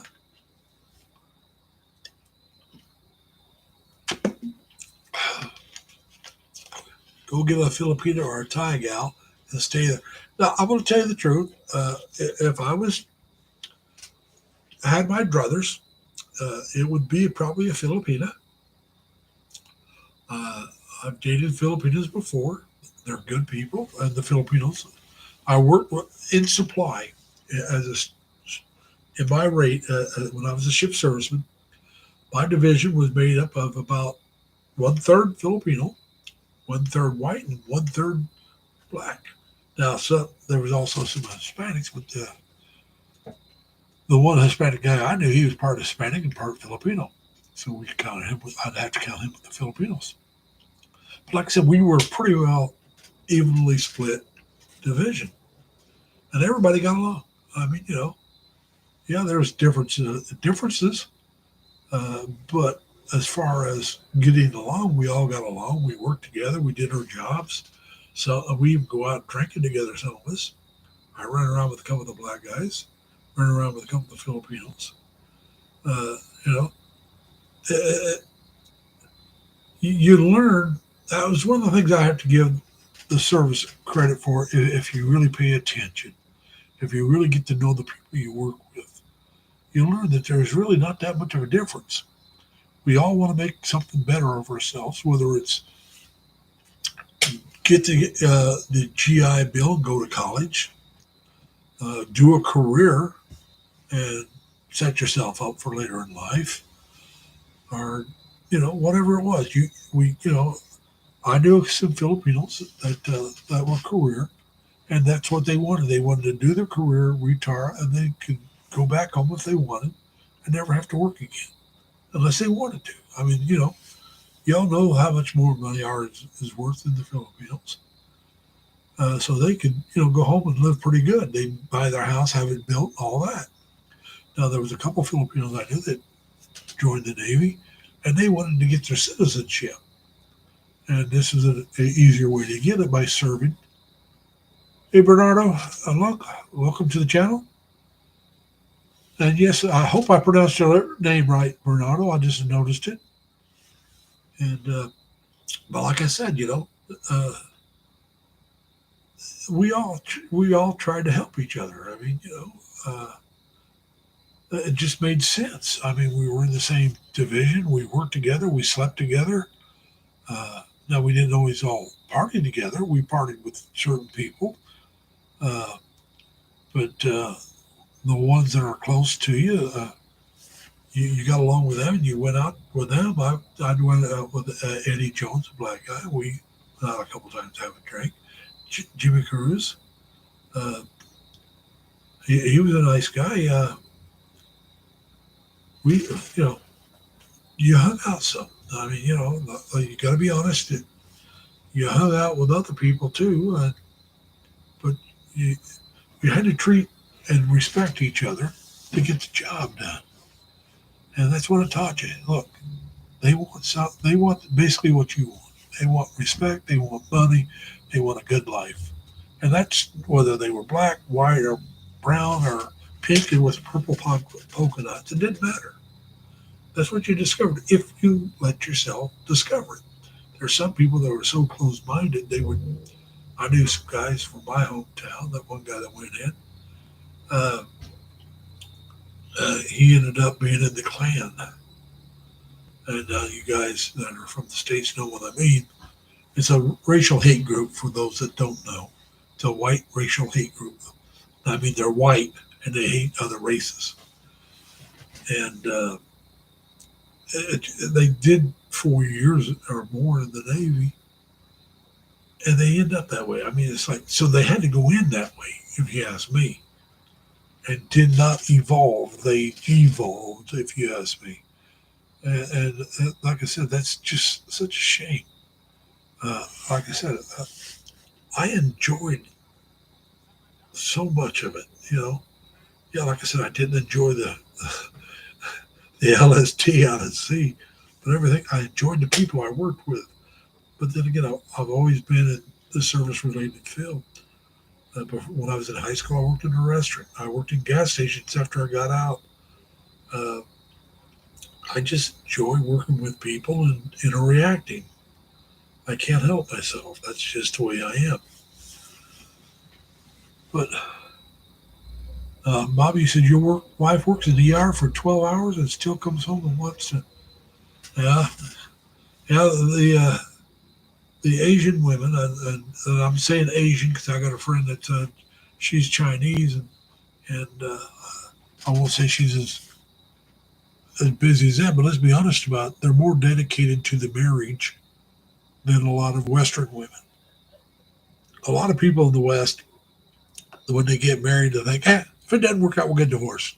No big deal.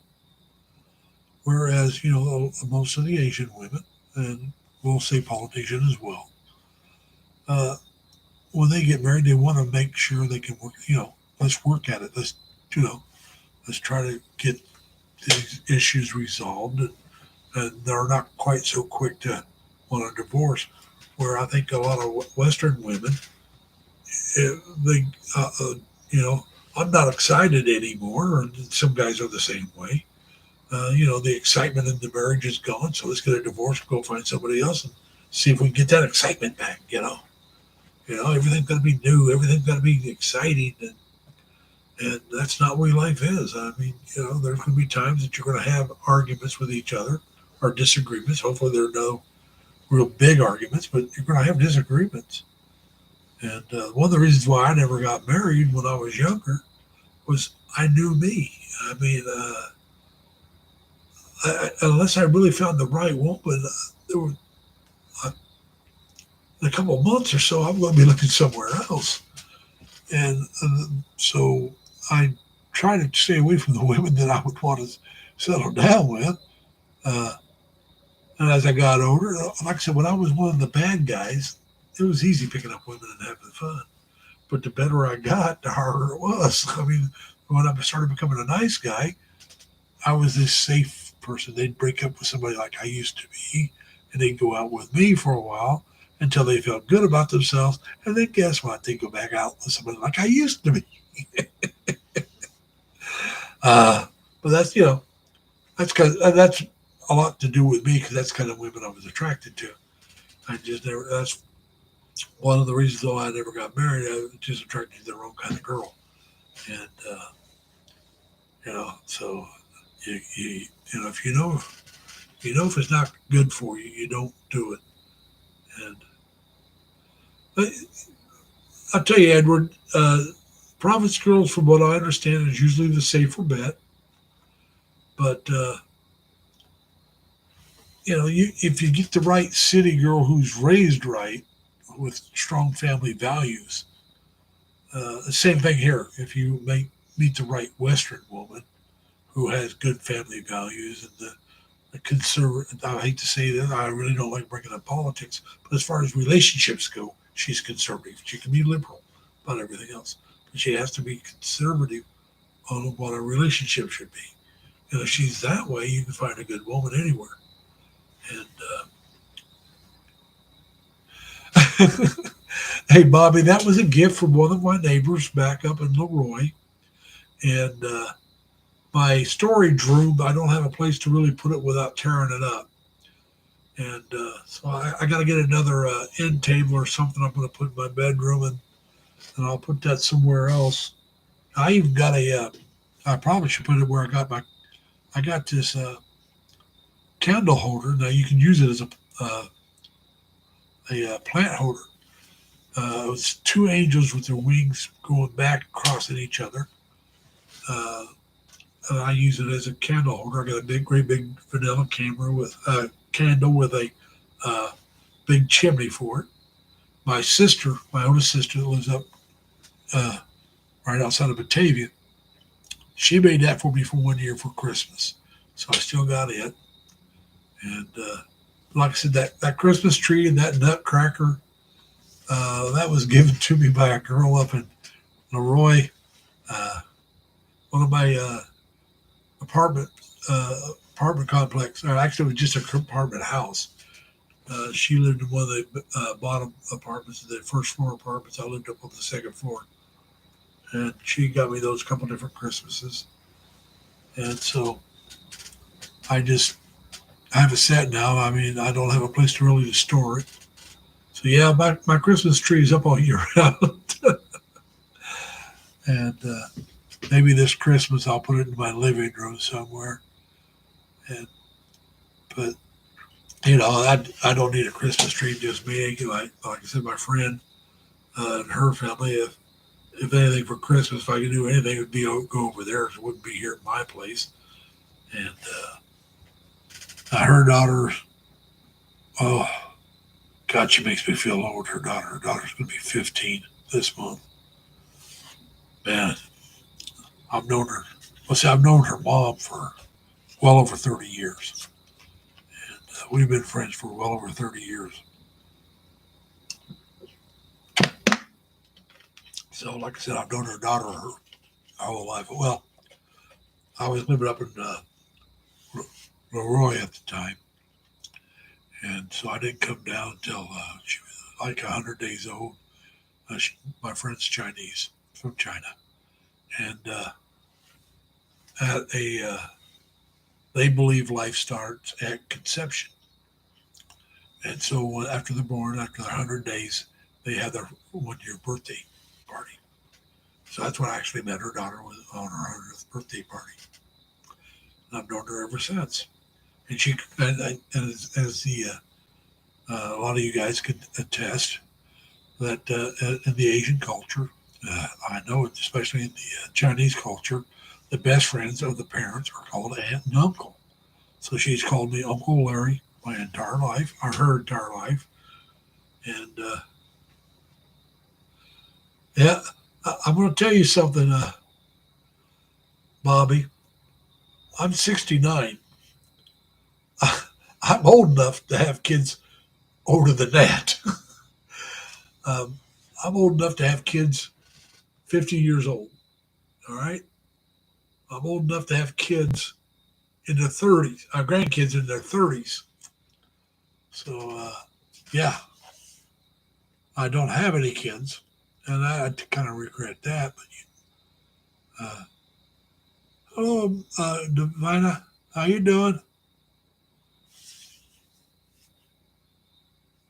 So, it depends. I had a friend I knew in the Navy. He dated a girl who got pregnant and had a kid at 12 years old. And she'd be about 64 now, okay? Quite a, like I said, we're talking years and years ago. And I'm thinking, you know, when she hit, the kid hit 21, she'd only be about 33 years old, you know? And she was a gorgeous girl. I met her when she was about 15 or 16. She'd already been married, got divorced, had a kid. Like I said, I had her kid. And she was going out with a friend of mine who was only a couple years older than her. I was 20, so he was about 18. She was like 16, I think, 15 or 16. So, that's when they were dating. Hey, Jerry, I know you're an early night person, so thank you for coming. And I'm glad you made my first ever live stream. And I hope to see you again sometime. Hopefully, I can catch you on yours. Uh, so, I don't know if you'll be doing one tomorrow. It depends on what time I get up. I'll check when I do to see if you're doing one. Jerry does his without giving advance notice, and he'll be out walking around and see he's got some time to kill, and he'll do a live stream. Like I said, I have listened to a few of his live streams. Actually, I've listened to every one I found, and but I've not been able to catch him live. But that's all right. I still enjoy it.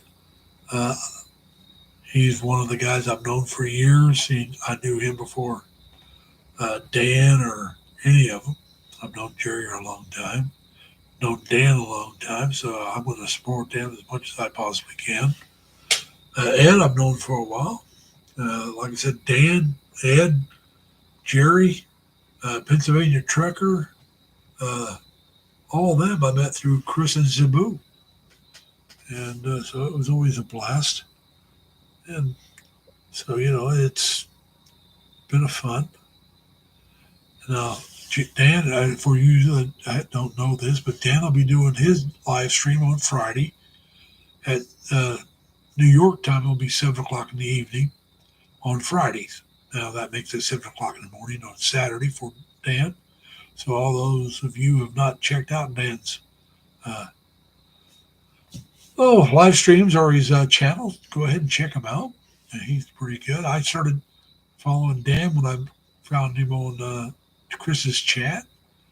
And I'm the kind of person at that time, I went back and watched every video. It's getting too hard to do that now. I've got too many people I'm trying to follow.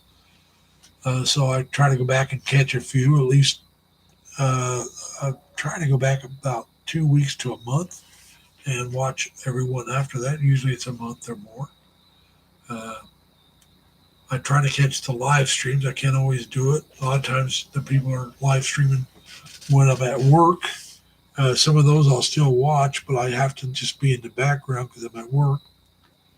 And so I can't really say much. And I'll usually just tell them, hey, I'm here giving support, or I'm here, I'll be in the background, I'm at work. I'll just be listening. And I'm doing that to give them support.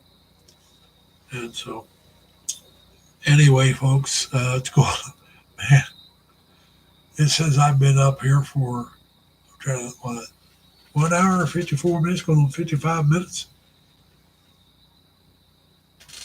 Yeah, Bobby, you do yours at 5 a.m., which is 8 a.m.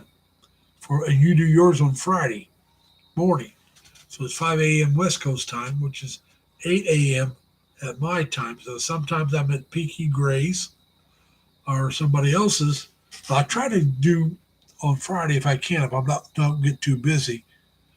I try to do more than one on Friday. I try to get a couple of them in. I may not be able to stay at any one of them very long. Like I said, I start work at 7 o'clock Monday through Friday. I work 7 to 3. So yeah, that's right, Bobby. Every Friday at 5 a.m. And but like I said, I try to get in there and watch a couple and just be in the background. I want people to support me. So, to me, if you want people to support you, you got to support them. Uh, it's like, I know people that don't want to do the job, but they want to get paid. I feel if I want to get paid, I have to do the job. That's just the way I was raised.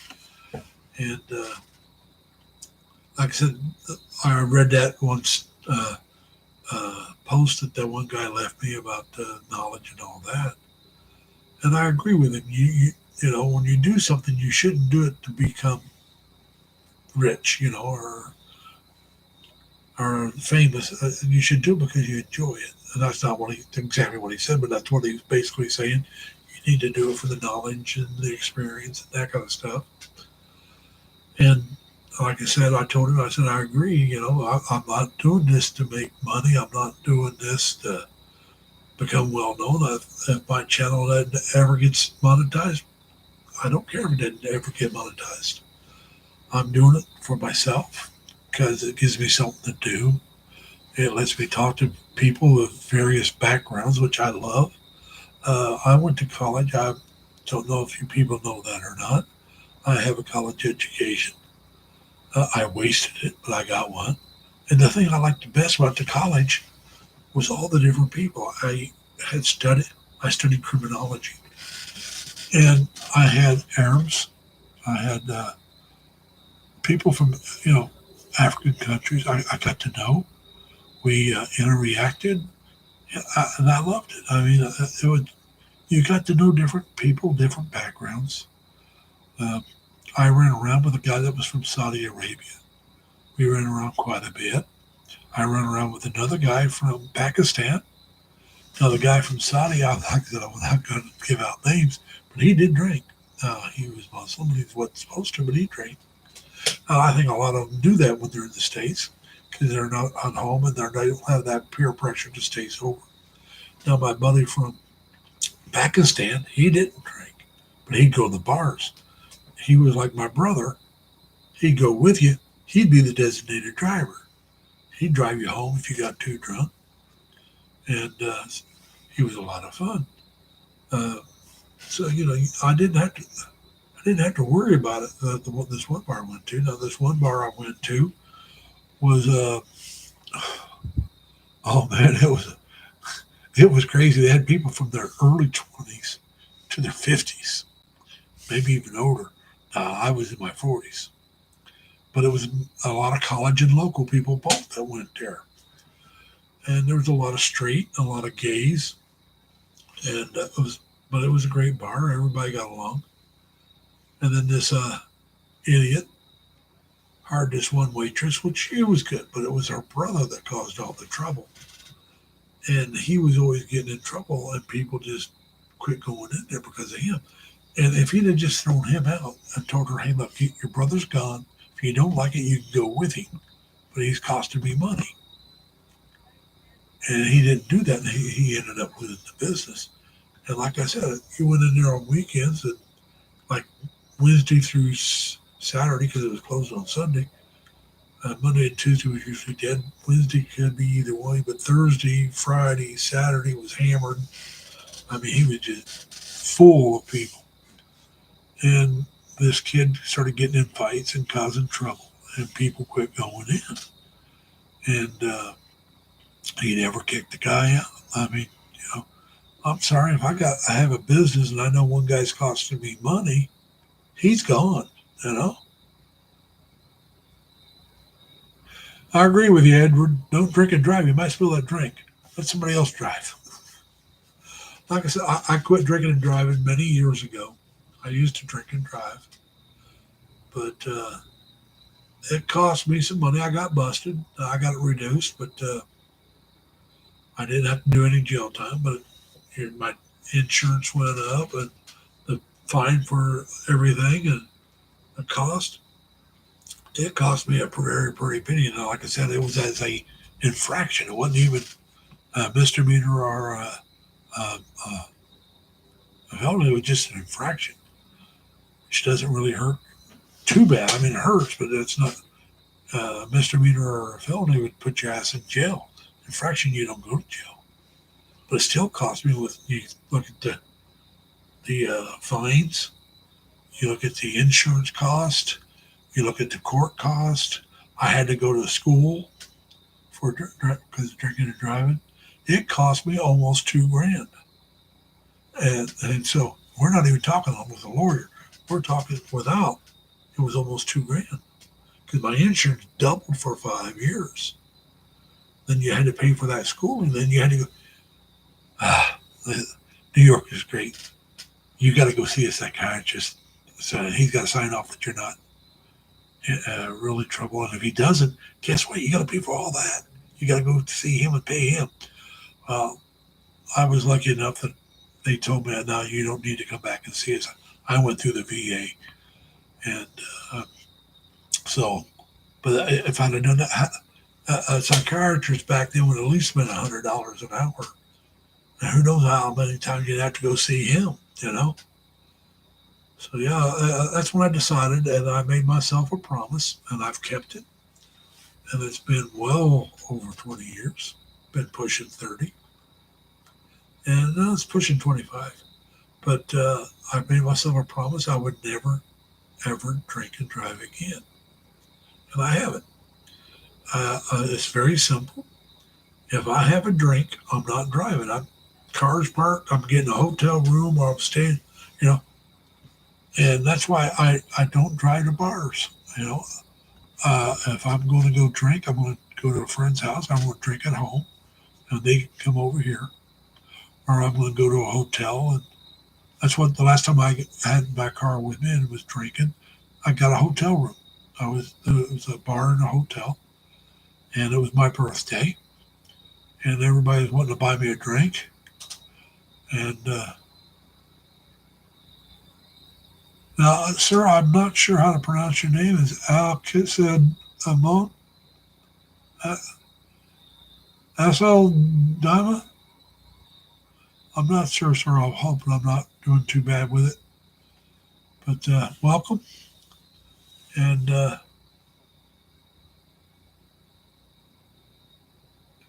Ace Dama. But anyway, everybody was wanting to buy me a drink because it was my birthday, and so it was like, let's go get a room, drive the car over there, put the keys on the table, and walk back over it. And that's what I did. So when I went to quit drinking, I had to go into the room to get the keys. It's like, I'm in there. I'm not going anywhere. I'm going to bed. You know, there's a bed right there. So I already paid for that room, so that's what I did. And that's the last time I went drinking with me having a car with me. And I've been to bars since then, but it was always drink. And I did had a Coke, and I'm looking at the price of that Coke, and I could actually have a drink for the same price as that damn Coke. I'm talking about a rim and Coke.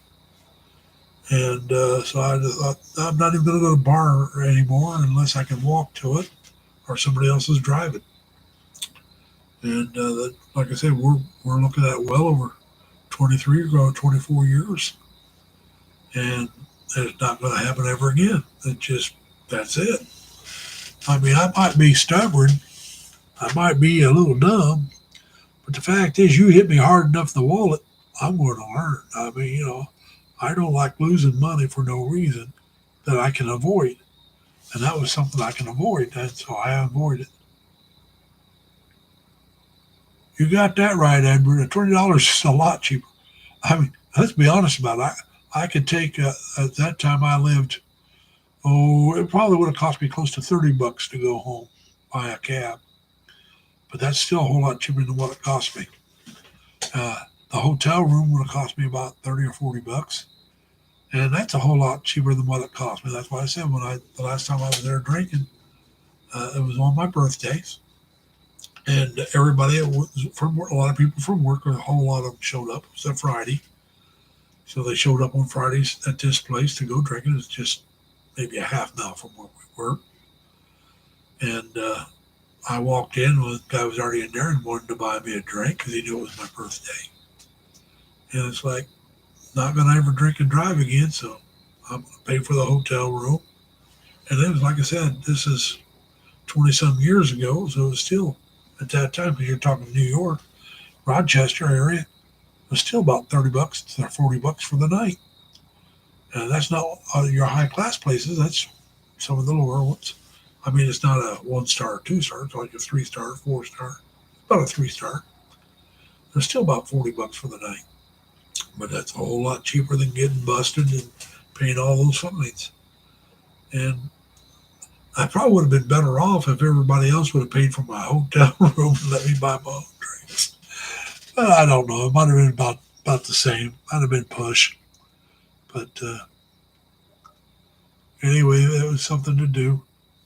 But like I said, I really don't go to bars anymore, not with a car with me, unless somebody else is driving, because I'm not doing it. And like I said,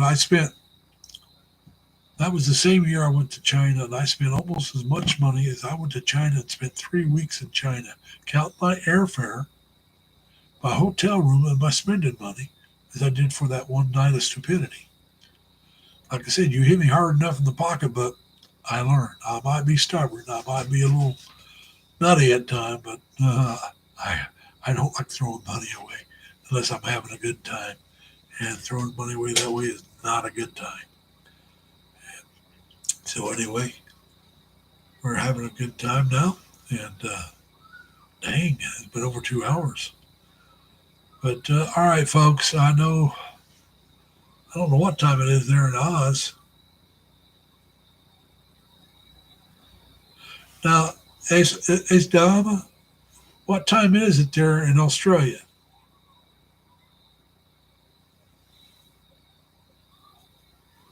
I know what time it is here in the States and what time it is in the Philippines.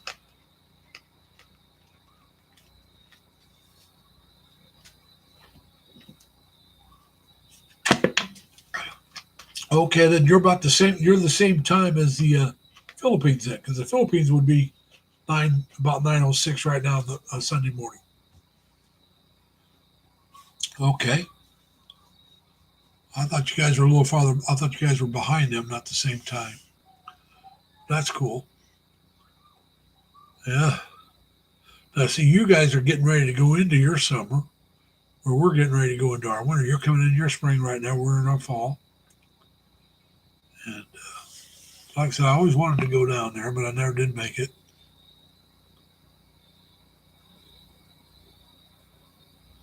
Are they 13 hours behind us right now? I thought it was only 12.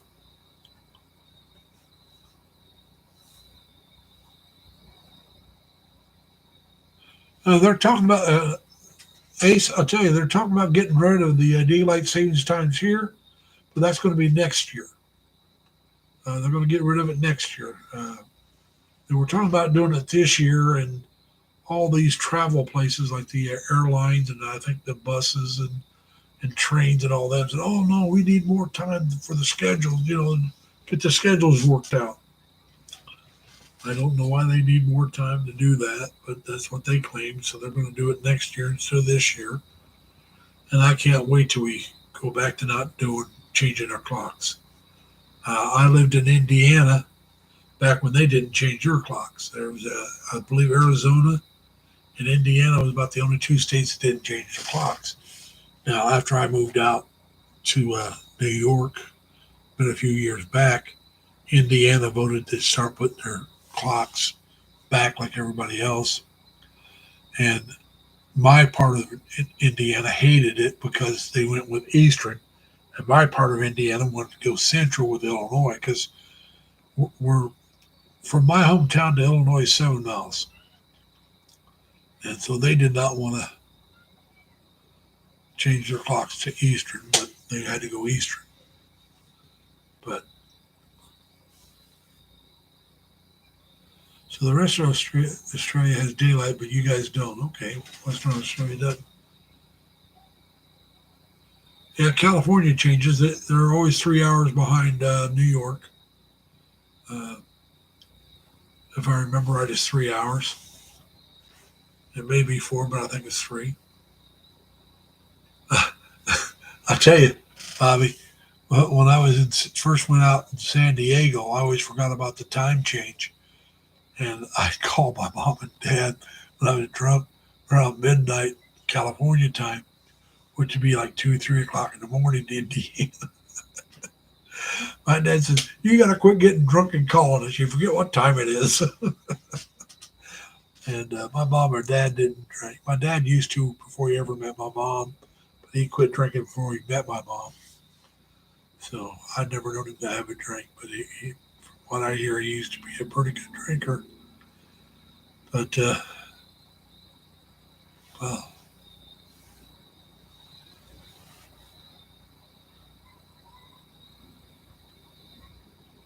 okay. So it's 2 hours then, and when they change have daylight savings, it's 3 hours. Because I was thinking there was difference in time between Australia and the Philippines. Because there's a few Australians that go to Chris and Sabu's uh, channel, but he hasn't been sharing much lately, so I kind of miss it. And well, folks, it's been over 2 hours. I could probably keep going, but I think y'all need a break. I want to thank you for coming to my first ever live stream. I'm going to remind you next week on Saturday night about 7 o'clock Eastern time. Uh, we're going to do it again, and I'm going to try to make sure I get it set up to where I can actually have some other co-hosts come up, one or two at a time, and we'll see what we can get going. So I want to thank you all for showing up, and I'm going to remind everybody, please take care of yourselves, stay safe and healthy. Plus, as always, try to have fun. Bye. See you in the next one.